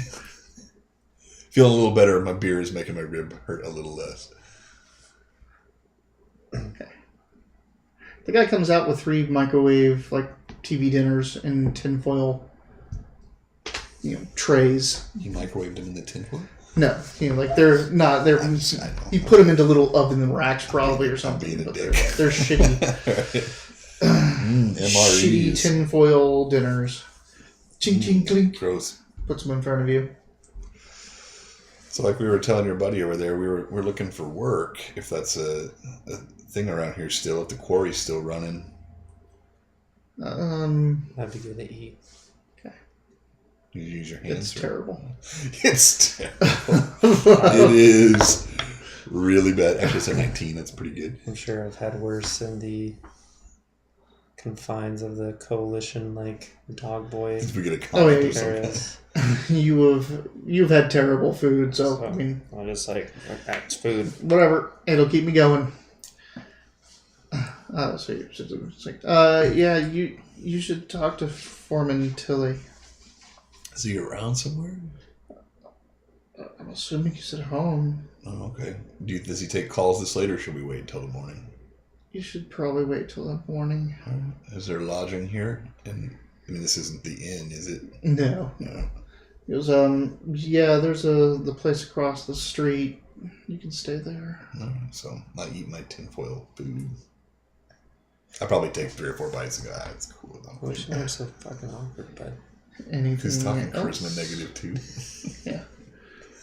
I mean, do you want to ask him anything else? bartenders. Do you want to bug him with anything killing else? me. How long have you lived here? All my life. Has it always been this empty? No. Where is everybody? Fuck off. A lot of people, left when they stopped working the quarry. Why did they stop working the quarry? It looks like it's still in pretty good condition. Oh, well, they didn't need that much stone for the castle no more. So there wasn't that much of a demand. I mean, they still work at some. Is that the castle you were talking about earlier? Yeah. You sound sad to say it out loud. Oh, nothing. I hate you so much. He tries to look busy doing something else. Alright, that's fine. I kind of was getting there. I'm like, should I keep pressing this guy or fuck this guy for, like, in real life, I'd be like, okay. Tip of the hat. I throw an indiscriminate amount of credits onto the table. Let's make it 7. 7 credits.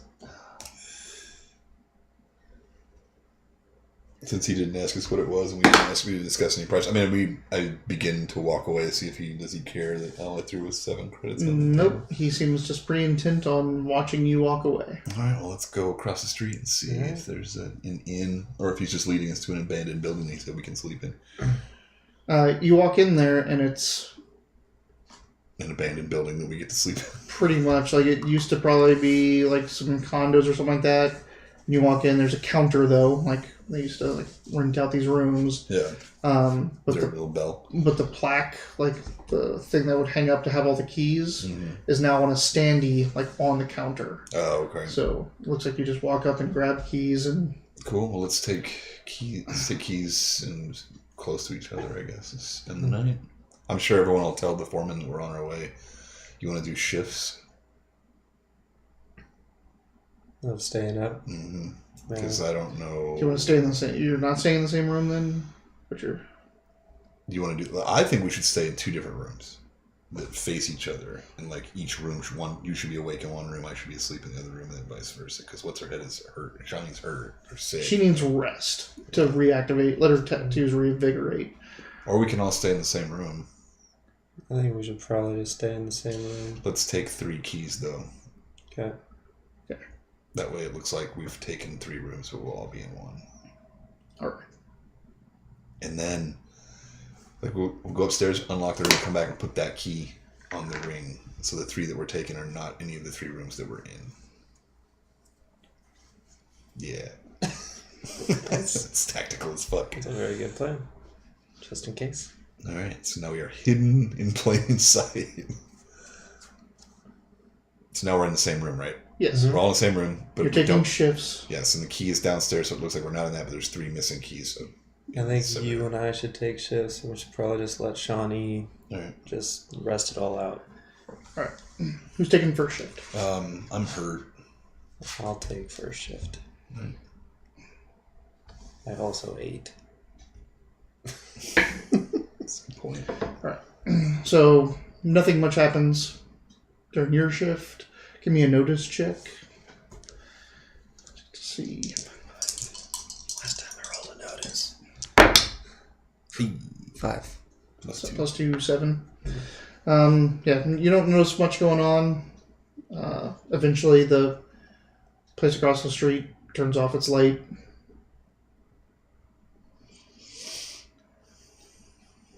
Mike goes home. I'm assuming that was Mike with the prosthetic. Probably. That was old Ted. You're up. I wake up. Is my wound gone, or am I still wounded? Make a vigor check. So I'm probably still wounded. Hey! 8. No, you're feeling better. It's numbed up and healed up enough that it's not going to impair you anymore. Cool.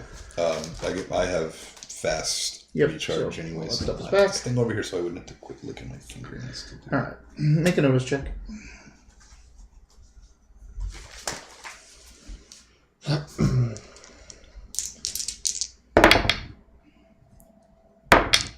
Eight. You hear loud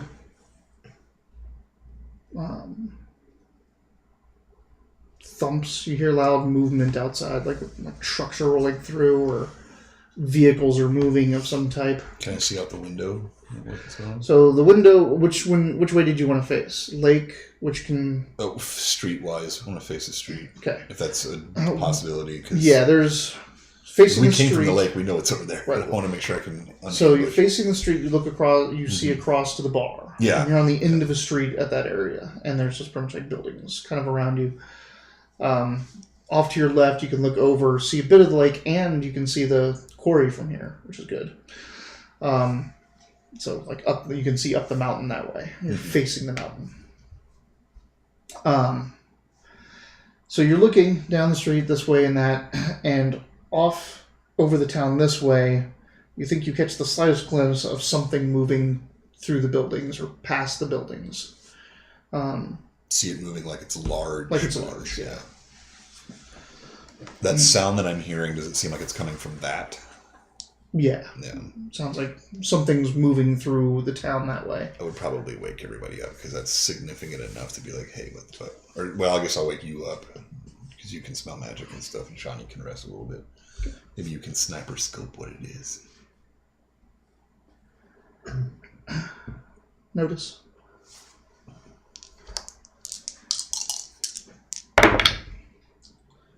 I was like, yeah, reroll. Oh, it's 6 out of 8. 8. So 8. Okay. So you're listening, and it's like this kind of rumble. And then it stops. All of it. and then it starts back up, but it's not as loud as the time before, and it's more distinct. And then you hear another set of it, not as loud, more distinct.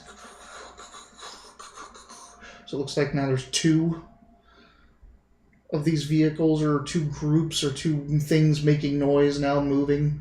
One seems to be coming down the street, one seems to be continuing on past the street. We still can't see what it is yet. Not. We can't really tell for sure that this is a vehicle. It's just something. It's loud and mechanized of some type, so. There's nobody else out on the streets? No. Obscure the area.